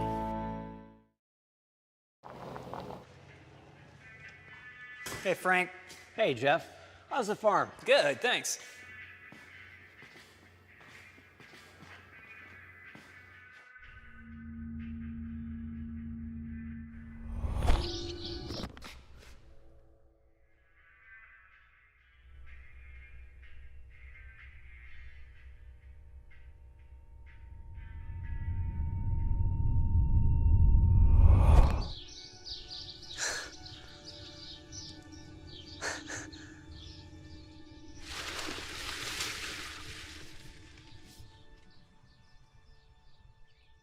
Nice choice. Let's get you loaded up. No matter where you are or what you grow, make sure you start with Dyna-Gro Seed. For local farm expertise and local seed options, no other seed brand gets you closer to the results you want. MTC Communications is building a high-speed fiber network in our community, and we're putting priority on the areas with the greatest interest. That means we need your input to let us know you want us to build fiber in your area first. Experience the speed and convenience of fiber internet by visiting our special website and registering. Let us know you want fiber internet today and make your voice heard. I chose the MDH OBGYN group because I've heard wonderful things about Dr. Smith. And upon entering the office, I really got along with everybody and got a warm feeling. The staff is warm and inviting and welcoming. It's a small community, so it's a really nice hospital to have here in the rural area. I continue to choose MDH because of the relationships I have. I really enjoy everybody here. So back here in Galva during the halftime break, again, West Central was able to score right before halftime with no time on the clock. 42-14 is the score heat over the Wildcats. Again, we're still a little bit of confusion on that last play there. I mean, they had McGraw in the end zone to play before. There was an offensive foul. The refs initially signaled that we were going to head to the halftime break and then marched everyone back out onto the field. And West Central took advantage of that, was able to score 6, however, did not complete the 2-point conversion. So Galva will stave off the running clock, at least for the moment. 42-14 is the score. And again, it's really a battle of two different types of offenses here. I mean, you see Galva, the heavy in the passing attack. We saw a few run plays there in the opening half, but a majority of their damage done through the air. And there's been a couple instances where the West Central pass defense really hasn't held up in a way that you would like to see. Galva's been able to get nice chunk yardage plays out of it. And then, of course, for the West Central here, I mean, they've been pounding the football on the ground. We've seen Simpson roll out a couple of times, but it's been a lot of Kelly, a lot of Gibb, a lot of McGraw, and a lot of LaFerry. And that's kind of what we've become used to out of this Bigsville West Central squad. So once again, these two teams played in the season opening game here in Galva. The final there was 52-8. So if you're Galva, you've already doubled the touchdowns you scored in that first contest. Gotta like that, of course. Bigsville played Galva. Again, that was a win. Bushnell-Prairie City in week 2, 38-26. And then, of course, last weekend I was over there in Peoria Heights, 62-38, 100 points between those two teams. Looking ahead for West Central, next weekend's game will be played against the West Prairie Southeastern Cyclones, and then they'll have a rematch against the BPC Spartans. West Central will wrap up their season with a real gauntlet there. Flanagan, Amboy, and then the Ridgewood Co-op. That's a tough stretch of games at the end of your season for West Central. Again, they are 3-0 so far on the year. Looking ahead for the Galva Wildcats. Of course, we got the game here against West Central tonight. They will play Peoria Heights in back-to-back weeks. Starting next weekend, that game will be played at the Patriot Bowl over at Peoria Heights. And then the next weekend's game will be played here in Galva. Galva will wrap up their season with a away game at West Prairie Southeastern, and then a home game against BPC, and then another away game against Flanagan Woodland. In that 8-man football world here tonight on TSSR Game Time Live, we have the West Prairie and Flanagan game. One Mr. Dwayne Hewlett is up in Flanagan covering that contest as the West Prairie Cyclones look to pick up their first win of the year. They played a tough schedule so far to start the season, but definitely a good football team there, you know. Just a tough luck of the draw to start the season for them. And 11-man action here tonight. We have the Macomb West Hancock game, that game being played in Macomb. We have one Kenny Suter and, of course, Mr. Tony Weston over the call there. And in A-Town, the A-Town Tornadoes taking on Rushville Industry Whites over there on the call for that game tomorrow right here on TSSR Game Time Live. More 8-man football action as BPC will look to defend their home turf against BPC, undefeated on the season, but they are matched up against the defending state champions in Amboy. That game will be played at 1 o'clock over in Bushnell. White will be on the call for that one. Winner of tonight's 50-50 raffle will receive $60. And please be sure to pick up your prize if you have the winning ticket in the concession stand. Thank you for sponsoring. I gotta say, I took a trip to the concession stand here at Galva tonight, and man, they got a wide selection of just about anything you can want down there. They got meal deals, they got basically every type of candy bar. The drinks, they have probably, I don't know, 5 or 6 different types of Gatorade down there. It is a very, very nice concession stand here in Galva, I do have to say. Definitely not what I've become accustomed to. So with that, we'll take another quick break here before the second half of play. Again, West Central is up 42-14 over the Wildcats. You're listening to TSSR Game Time Live, presented by MDH. At Western Illinois University, Leathernecks don't just blend in. Our purple stands out. Our students are innovative, creative, and resilient. At WIU, there is limitless potential, with campuses in Macomb, the Quad Cities, and online. Visit wiu.edu/potential to become a Leatherneck and get an education that stands out.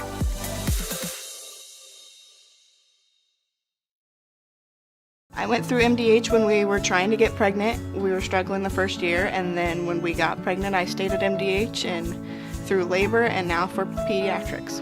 My experience was nothing short of phenomenal. I was met with amazing staff members who helped me through concerns that I had when she was first born, helping me learn how to be a new mom. It was really reassuring and comforting knowing that I had so much support and kindness around me.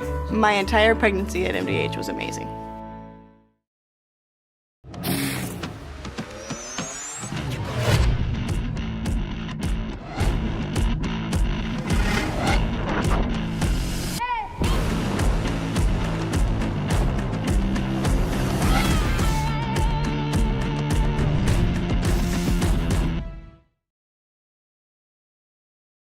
MTC Communications is building a high-speed fiber network in our community, and we're putting priority on the areas with the greatest interest. That means we need your input to let us know you want us to build fiber in your area first. Experience the speed and convenience of fiber internet by visiting our special website and registering. Let us know you want fiber internet today, and make your voice heard. Dry needling is where you insert a filiform needle into a muscle, a tendon, a ligament, sometimes a bone, and it promotes blood flow and circulation so that it heals that particular painful area.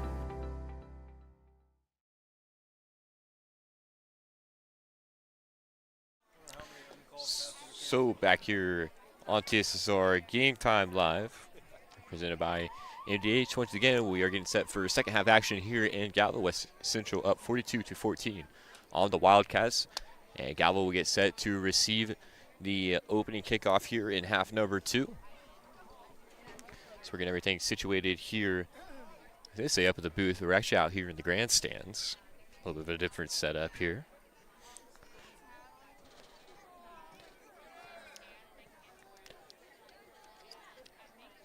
Not exactly ideal down here in the grandstands, but definitely not the worst setup that we've had to deal with. Here's a short onside kick. This one's going to be recovered temporarily. I believe the ball came back out, but nice job there. That was number 11. That's Sean Patrick Sloan.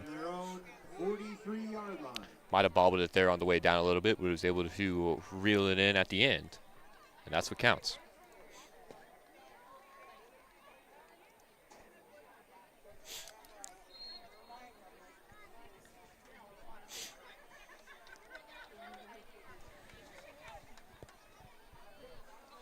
So Galva will start here right around their own 41-42.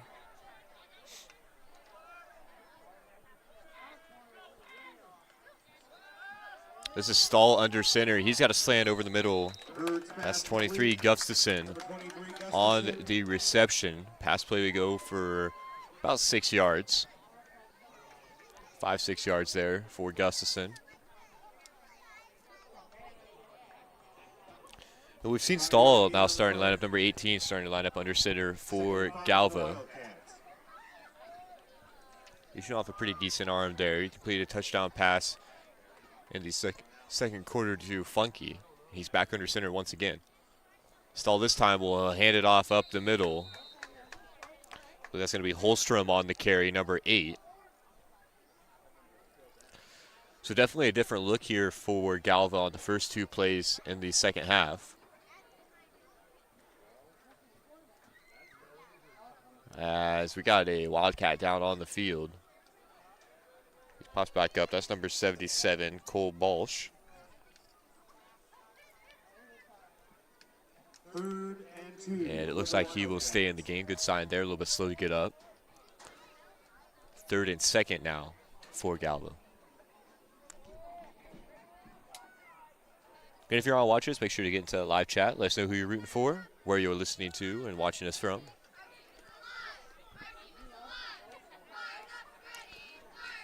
Stahl back under center with Holstrom in the backfield with him. We will hand it off. Ball on the ground. This is going to be recovered by West Central. Going to roll out of bounds first. It did not. That's going to be a fumble and a turnover. Holstrom coughs it up in the backfield.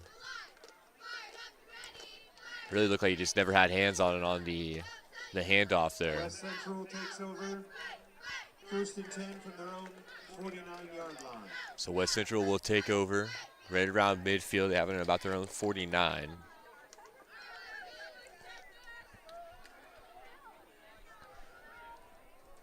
So definitely not the way you want to start the second half if you are Galva. Here's Stimson. He's going to hand it off to Kelly, I believe. Yeah, that's Kelly on the carry.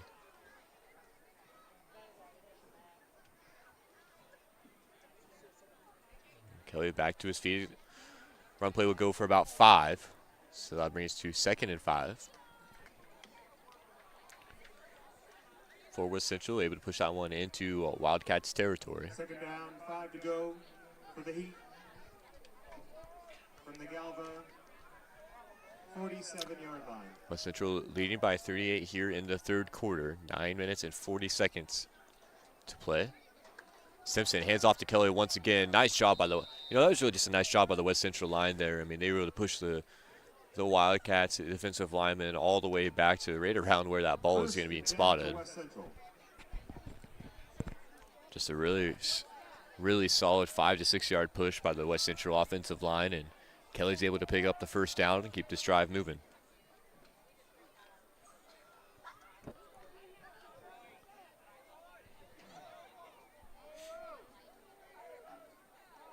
Simpson back under center. Kelly in the backfield. He'll hand it off to LaFerry. LaFerry able to cut back. Nice job on the tackle there. Turn sideways so I can't get the number. That's going to be number 18 on the stop. That's Blake Stahl. Able to wrap up LaFerry. Going to be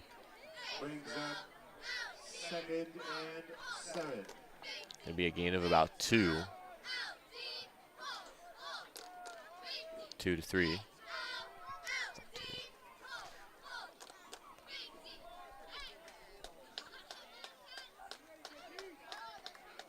Simpson this time goes up the middle to Kelly. Kelly breaks the tackle there along the far sideline.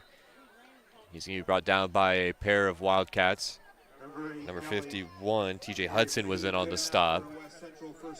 There will be another first down for Kelly and the West Central Heat as they just continue to roll on here on the first drive of the second half after the fumble recovery.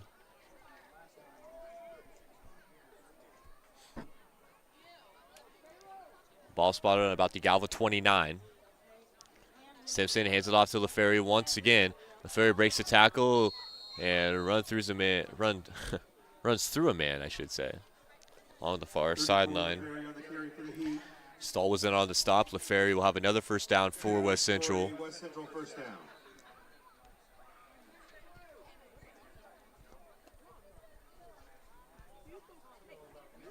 And Galva just really hasn't found an answer to this West Central run game here tonight.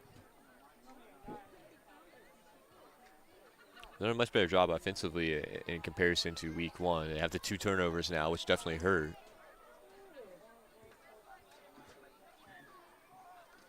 Simpson hands it off up the middle. This is Kelly once again. Here he is, number 8, Kelly.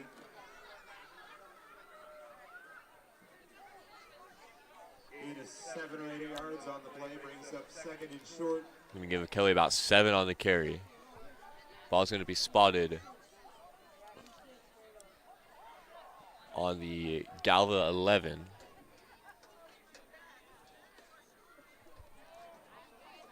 Kind of sitting at an angle here. It's hard to decide on those lines. 7 minutes to go here in the third quarter. Again, sorry about the scoreboard not working here tonight. This one's going to be wrapped around to the outside. He's actually going to pitch it. Ball on the ground. Dangerous there for West Central. Stimson was looking to pitch it back for Garner. Ball hit the turf. Luckily, Garner was able to fall down on top of it. Ball took a friendly West Central bounce. Again, that was such a really nice fake handoff by Simpson to Kelly. You saw a swarm of Galva defenders swarm Kelly. Simpson had it on the keeper. This time he handed it off to Gibb. Gibb picks up a block downfield, cuts it back inside. He's hit big. I believe the ball hit the turf once again. But it was recovered by West Central number 55. First and goal. That's Keaton Rubish. Able to fall on top of that one after the Gibb carry. That'll be a first down. And West Central has about half a yard to the goal line.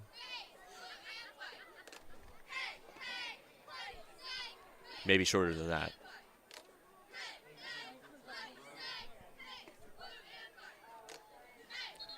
Direct handoff to Kelly. He's going to be in, but a flag down on the play. It's going to be a false start on West Central, so they'll try this one from 5 yards further back. It's a 5-yard penalty.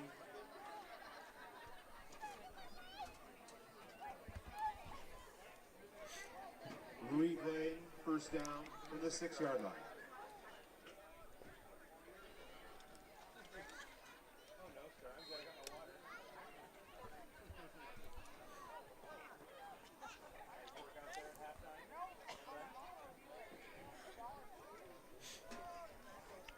West Central 1st and 6, 6 yards to the goal. Stimson's going to hand it off to LaFerry, and LaFerry is going to go along to the outside and score the touchdown. Touchdown comes with 5 minutes and 22 seconds to play in the third quarter, sends the West Central lead to 48-14. Takes the score to West Central 48, Galva 14. Ferry now has an offensive touchdown and a defensive touchdown. He scored the pick six earlier for West Central.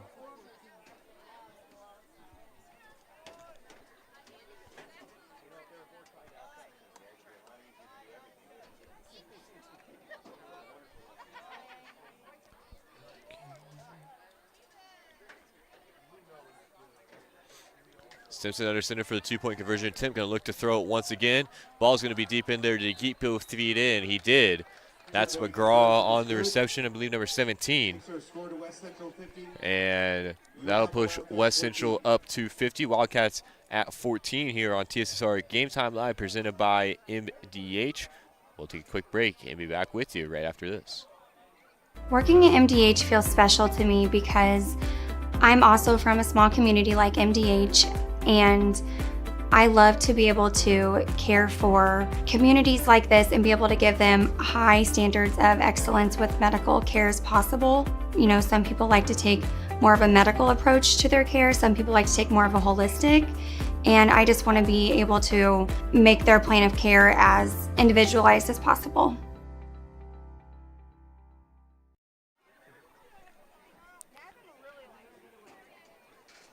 Back here in Galva. Again, West Central score a two-point conversion comes with 5 minutes and 22 seconds to play in the third quarter. They now lead 50-14. Gustafson back to receive this kickoff once again. Nice high kick there. It'll land in the hands of Gustafson, and he'll field it right around the 20. Looking to do something with this one here. Breaks the tackle, pushes it up past the 35-yard line, has it up to about the Wildcats' 38. Pretty solid return there for Gustafson. Goes for about 18 yards.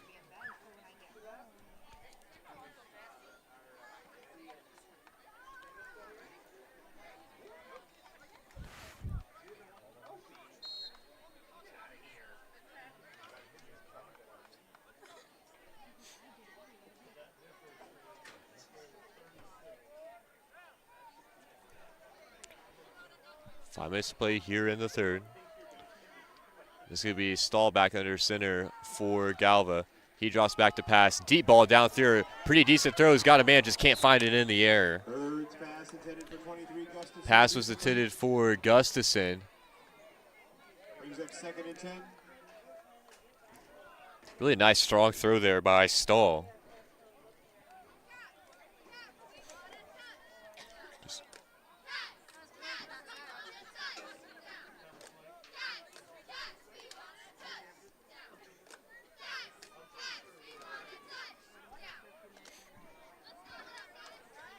With the big lead here, clock will run on the incompletion.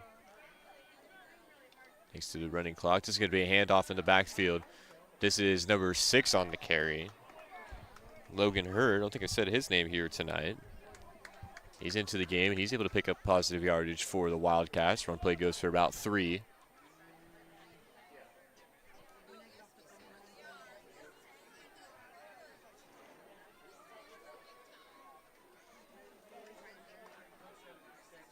Third and 7 for the Wildcats.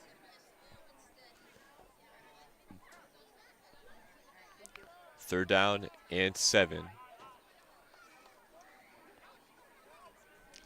Stall in the backfield once again, fakes the handoff, and he's got to throw it as he's going down. Pass almost intercepted there. Dangerous pass. That was number 24 in the backfield for West Central. That's Mr. Xander Anderson, able to pressure Stahl just enough. Still a pretty solid throw there by Stahl as he was heading towards the turf. Just couldn't quite find his man on the other end of it. Clock continues to run, just over 3 minutes to play here in the third quarter, as Galva will be faced with another 4th down here in this one.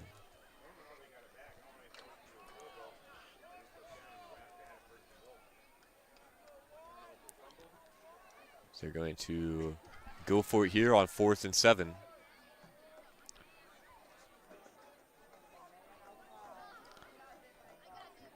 Stahl back under center. He's going to drop back to throw once again. Looking deep downfield, and this ball's going to be just overthrown. That's going to be a turnover on downs.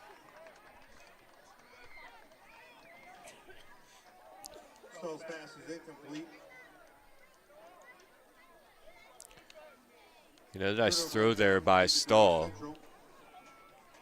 1st and 10 from the Galva 41-yard line.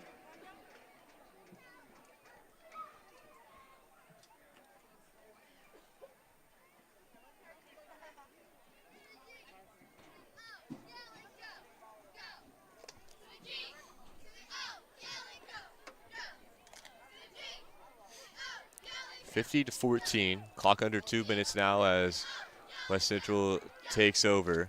Late man coming onto the field there for Galva. This is going to be handoff to Kelly up the middle. He's going to have the first down and more before finally being brought down. Pushes it up past the Galva 30.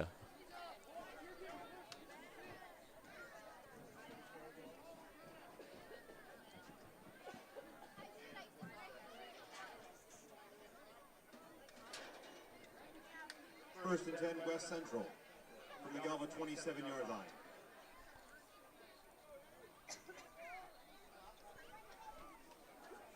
Simpson hands this one off to Kelly. Nice blocking downfield. And Kelly's able to fall forward for another nice chunk of yards there. Going to set up second and about 2, maybe 1.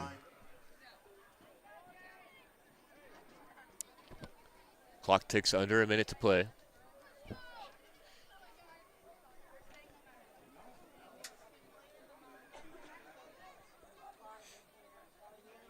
Simpson, direct handoff to Kelly once again. He's able to fight forward for the first down.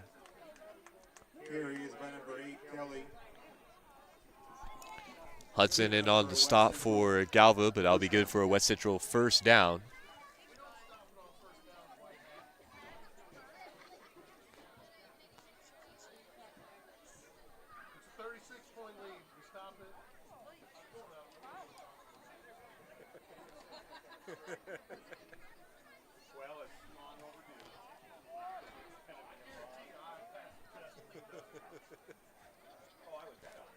Handoff here. This is to LaFerry, and he's going to be tripped up there, maybe partially inadvertently. Carries by number 34, LaFerry. That was Stahl back there. I think Stahl kind of fell off his block a little bit, hit the turf, and LaFerry just tripped up on him.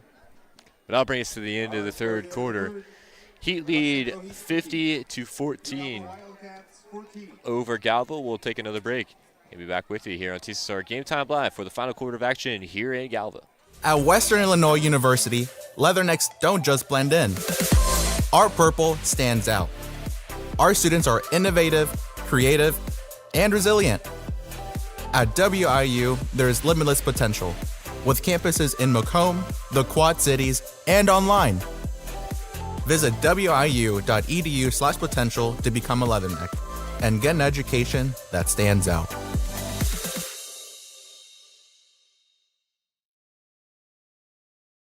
I chose physical therapy because I knew I wanted to be in the healthcare field.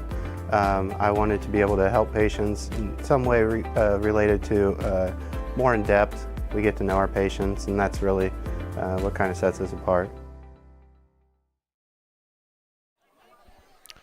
Back here on TSSR Game Time Live at the final break here in the game as we head into the fourth quarter. Getting things flipped around on the field position. Going to try to check into some of the other games here being brought to you live on TSSR.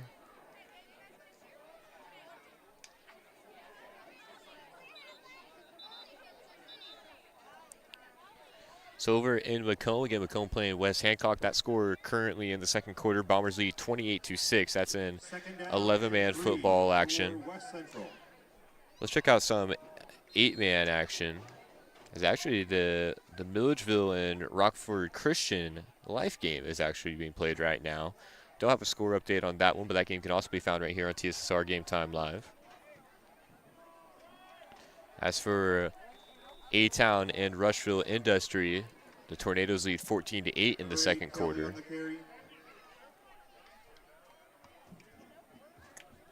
Third and short for West Central.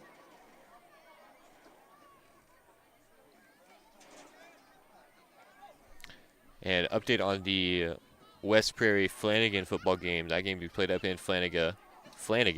Looks like they're having some internet issues up there. That game will be recorded and posted to the YouTube channel later. Here's a run play up the middle. It's going to come up. Is it going to be just short? Nope, it's going to be in. I believe that was Stimson on the keeper.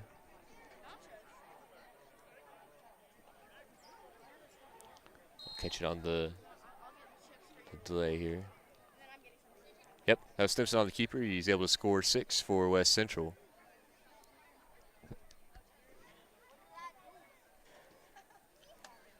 (56-14). West Central goes up 42 now over Galva.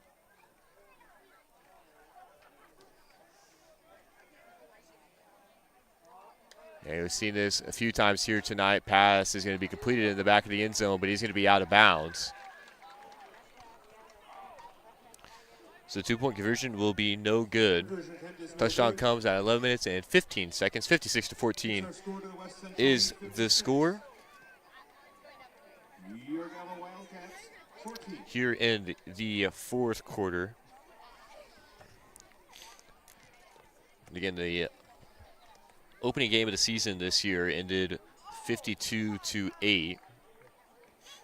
So each team scoring a little bit more here tonight to this point. You can imagine there's going to be maybe a few more in queue in this one as well, with virtually the whole quarter left to play.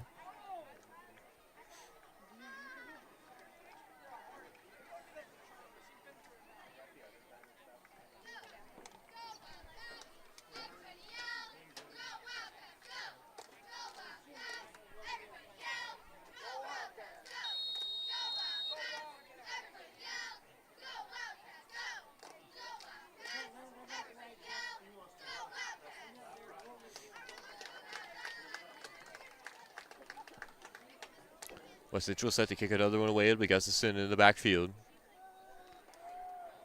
looking to receive.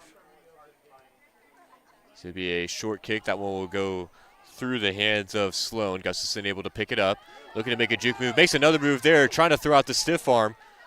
And he's going to keep the feet moving, and we're going to have a flag down on the play at the end of the play. There is a flag on the play. Gustafson able to bring that one up past the Wildcats 40. And it looks like we're going to have an injured player down on the field. I think that might be Gustafson. We will take a break here on TSSR Game Time Live and be back with you right after this. At Western Illinois University, Leathernecks don't just blend in. Our purple stands out. Our students are innovative, creative, and resilient. At WIU, there is limitless potential, with campuses in Macomb, the Quad Cities, and online. Visit wiu.edu/potential to become a Leatherneck and get an education that stands out.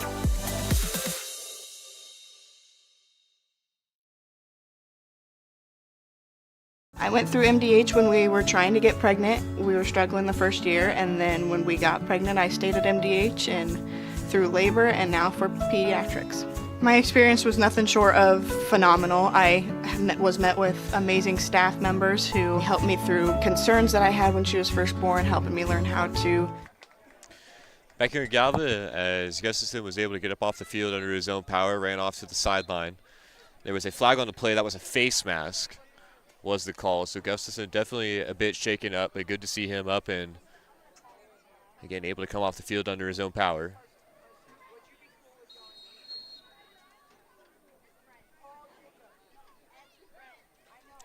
Teeing on his return as well, so that'll be plus territory for Galva.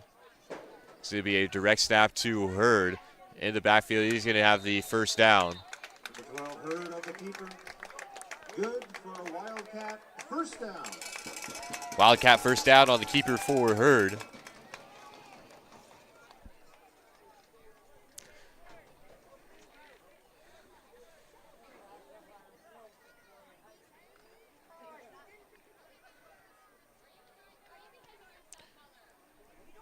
Good to see there Gustafson back out onto the field for Galva. So we're going to set up into a similar formation that they just ran. A little bit of motion there. It's going to be a direct snap to Hurd once again. And he's going to have more positive yardage there. It'll be about 4 on the run play. QB keeper for Hurd.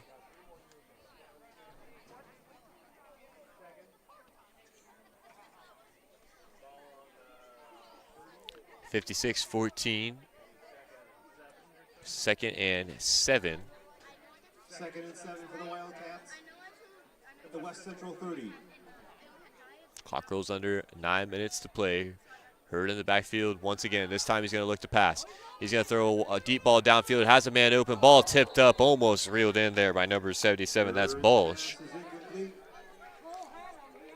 Again on the tip drill there, just not able to reel it in. We saw that earlier go very poorly for Galva. It was actually picked off by LaFerry and taken back for 6. That one luckily broke up. Ball hit the turf, plays dead.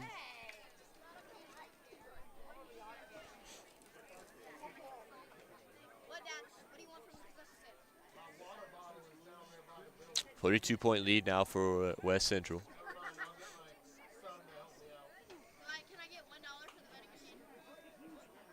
And we got a flag down here before the play. Guessing there'll be a little bit of misalignment on the line. Offsides. It'll be up offsides on the defense. So that'll be a 5-yard penalty for Galva. 5-yard penalty.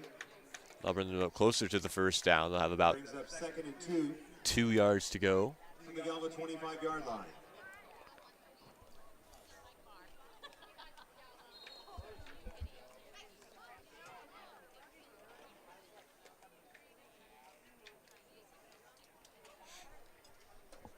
Galva, 2nd and 2. Here in the 4th quarter. Hurd takes the handoff. He's going to pass it. He's got a man in the flats. I believe that's Sloan over there, number 11. Could be mistaken, though. Hurd's pass is complete. Good enough. No, that was Wildcat first down. I believe that's actually number 8, Holstrom, on the reception. Either way, it'll be a Wildcats first down.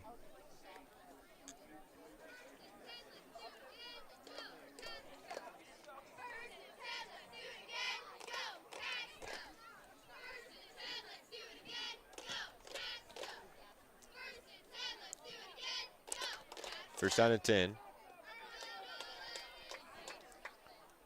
Hurd. This time he'll hand it off to Stahl. Stahl has a face mask there on the near sideline before being brought down. Number 28 and number 7 in on the stop for West Central, as well as number 9. That's Michael Schramm, Cole Spence. And I forgot the last number.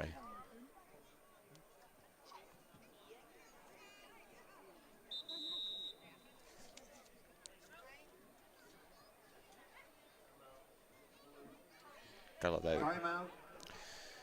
We'll have a timeout taken here by Galva. Just under 6 minutes to play.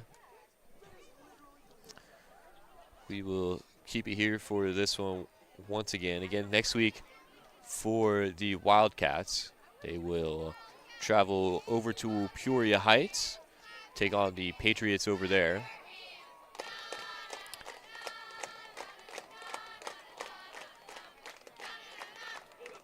No one becomes a teacher to get rich, but there are times when I've really struggled to get by. It makes me so mad that billionaires pay less in taxes than I. I don't want to pay more while they pay less, and Trump wants to give them even more breaks. I know 20 of you and you're rich as hell. We're going to give you tax cuts? We'll just close out of all those tabs. So after the timeout, once again, Attention fans, we have had a lost cell phone. Right up here to the press box.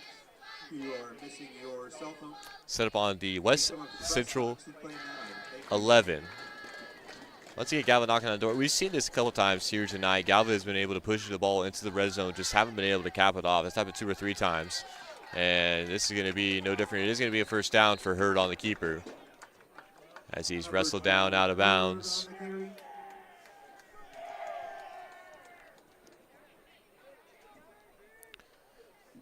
So Galva now have 4 tries to punch this one through.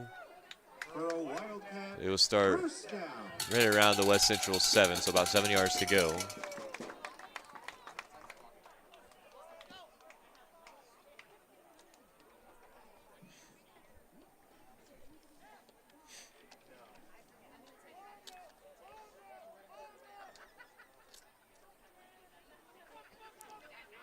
Hurd up under shotgun. We're going to have a flag down.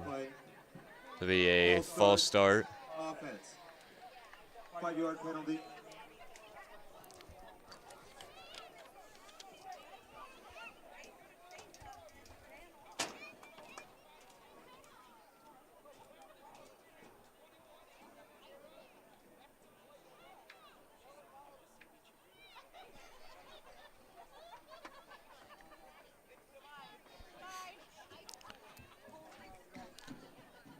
So again, since we had the 6 o'clock start time here tonight, we're going to get things wrapped up a little earlier, and contrary to our other games being streamed here on TSSR. So make sure you get over there. You can catch the conclusion of some of those. Again, A-Town and Rushville Industry, Macomb and West Hancock, as well as the crew up in Milledgeville working the game up there.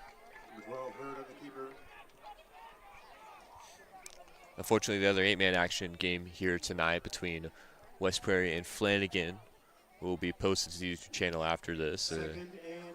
Has some technical difficulties up there.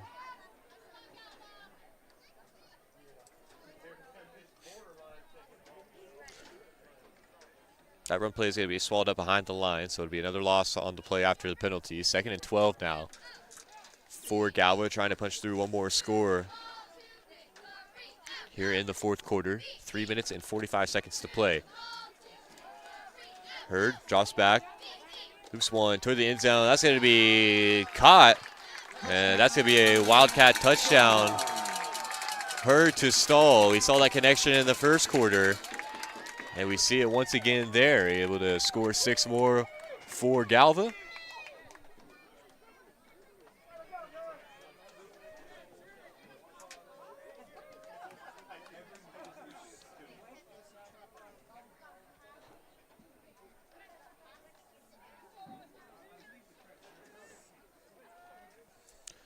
So Galva will get set back up to, we'll go for 2 here.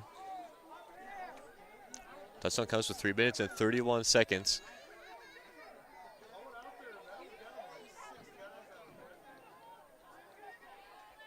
Hurd is going to be absolutely swarmed there. Again, that's a bit of an interesting setup on the 2-point conversion. You got one lineman, just the center there, snapping the ball to Hurd and trying to make something, trying to let him do something with it. But West Central just stacked the box there, exploded into the backfield, and brought her down. So with that, it's 56-20 here in Galva. Just 3 minutes and 30 seconds left to play. You're listening to TSSR Game Time Live, presented by MDH. We'll catch you on the other side of this quick break. We're always moving. Scratch that. We're always moving forward. But forward can sometimes look a little backwards, or like circles, or like nothing at all. But we never stop. We never stop because life never stops. It's hard to stop a train.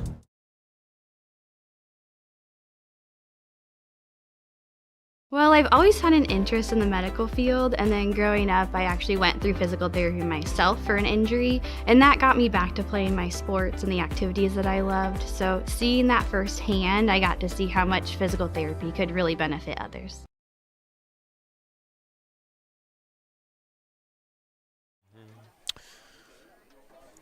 Backside here as Galva gets ready to kick this one away once again.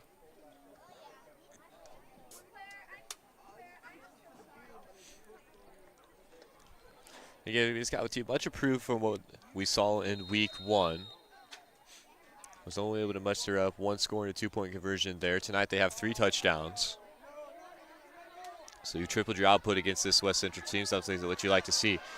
Here's McGraw on the return. He's going to have a nice gain there. He fielded that one right around the 20-25. He's able to push it back past the 50. Down to the Galva 47-yard line. 1st and 10 for West Central. Ball spotted on the Galva 47. Clock rolls under 3 to play, and what will all likelihood be another West Central win against this Galva squad this season. It's been interesting how the schedules have been set up for the 8-man year. Usually you would see teams that have to play twice kind of split it, home game, 1 away game. This year West Central played 2 away games up here in Galva, and nice job there by the Wildcats line, able to bring the ball carrier down as we're going to have an injury timeout on the field. We'll take a break here on TSSR Game Time Live, presented by MDH. Let's go. Got my anchors to take 4 tires, 4 tires of fuel, 4 tires of fuel. Come on, we got to get him back out there. He's a busy man. I'm just here for seed. It's all part of it.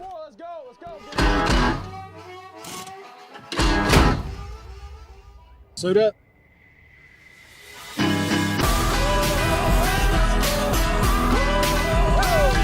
Nutrien Ag Solutions has everything you need to win the season and go full speed ahead. I chose the MDH OBGYN group because I've heard wonderful things about Dr. Smith. And upon entering the office, I really got along with everybody and got a warm feeling. The staff is warm and inviting and welcoming. It's a small community, so it's a really nice hospital to have here in the rural area. I continue to choose MDH because of the relationships I have. I really enjoy everybody here. MTC Communications is building a high-speed fiber network in our community, and we're putting priority on the areas with the greatest interest. That means we need your input to let us know you want us to build fiber in your area first. Experience the speed and convenience of fiber internet by visiting our special website and registering. Let us know you want fiber internet today, and make your voice heard.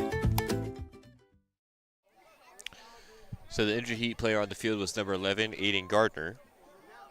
You can see him being helped to the sideline there. Looks like an injury to the right leg. We won't speculate on what exactly happened, but definitely hobbling off the field. Again, just not what you want to see in a game like this, especially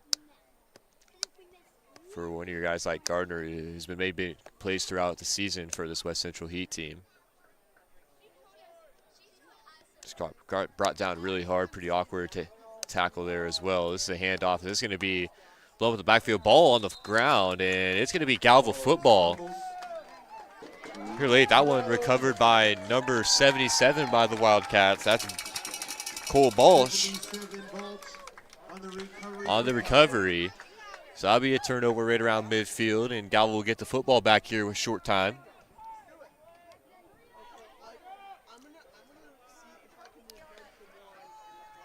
Again, really not enough time to make much of a dent in this Heat lead, but definitely time to get some of you, maybe your underclassmen, some of the players who might not see the field much, get them out there and let them take a couple snaps. Here, maybe try to score, make this score a little bit closer. Again, 56-20.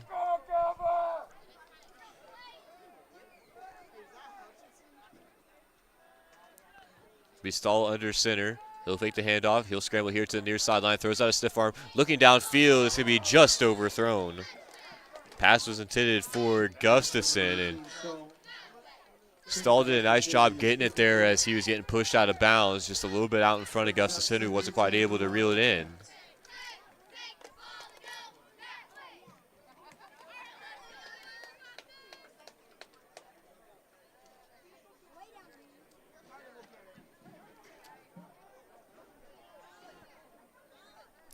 Just 30 seconds to play. Clock continues to run. Stahl back under center. Another fake handoff here. Looking downfield once again. Stahl, nice ball there. It's going to be a little bit short. It's going to be bounced off the chest of number 25, Kane Bayless. Going to come up just short. Galva will take another timeout here. Clock stops with 9 seconds. Looking to get one more play off here in the fourth quarter before we wrap things up.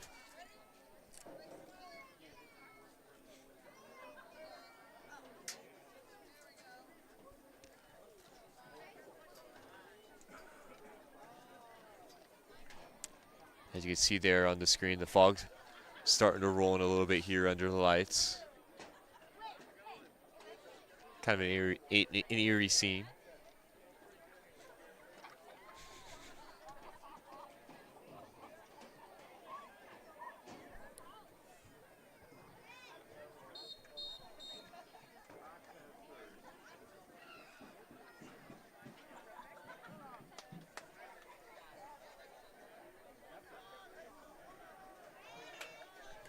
So with 9.7 seconds left, you would assume this is going to be the last snap of the game. It'll be Stahl back under center once again. Fakes a handoff. You're going to see Stahl throw deep here under pressure, able to get it off just in time. Another nice throw, but it's going to come up just short. And with that, the game will come to an end. It'll be a heat winner here in Galva, 56-20. As the Heat once again are able to get it done, they will improve to 4-0 on the season. Galva will move to 0-4 as they head into next week's game against the Peoria Heights Patriots. That game will be played over at the Patriot Bowl in Peoria. So once again, 56-20 the final here in Galva. Usually we would have the coaches on for an interview. However, we do not have the headset capabilities to do that tonight. So I think we will just go ahead and wrap it up with that. Again, a much improved Galva squad from what we saw in week 1 against this same West Central Heat team. And the final score in that was 52-8, and tonight 56-20. So definitely what you like to see. And there was a lot of big plays and a lot of key players on that Galva squad. I mean, Stahlwood played huge in the first half. He had that long touchdown reception and then took a lot of snaps under the quarterback position for Galva in the second half. So definitely a nice solid player you got there in Stahl, but it's still the Heat out on top here in Galva. So for John Burton on the call with you, it has been TSSR Game Time Live's presentation of West Central Heat football and 8-man football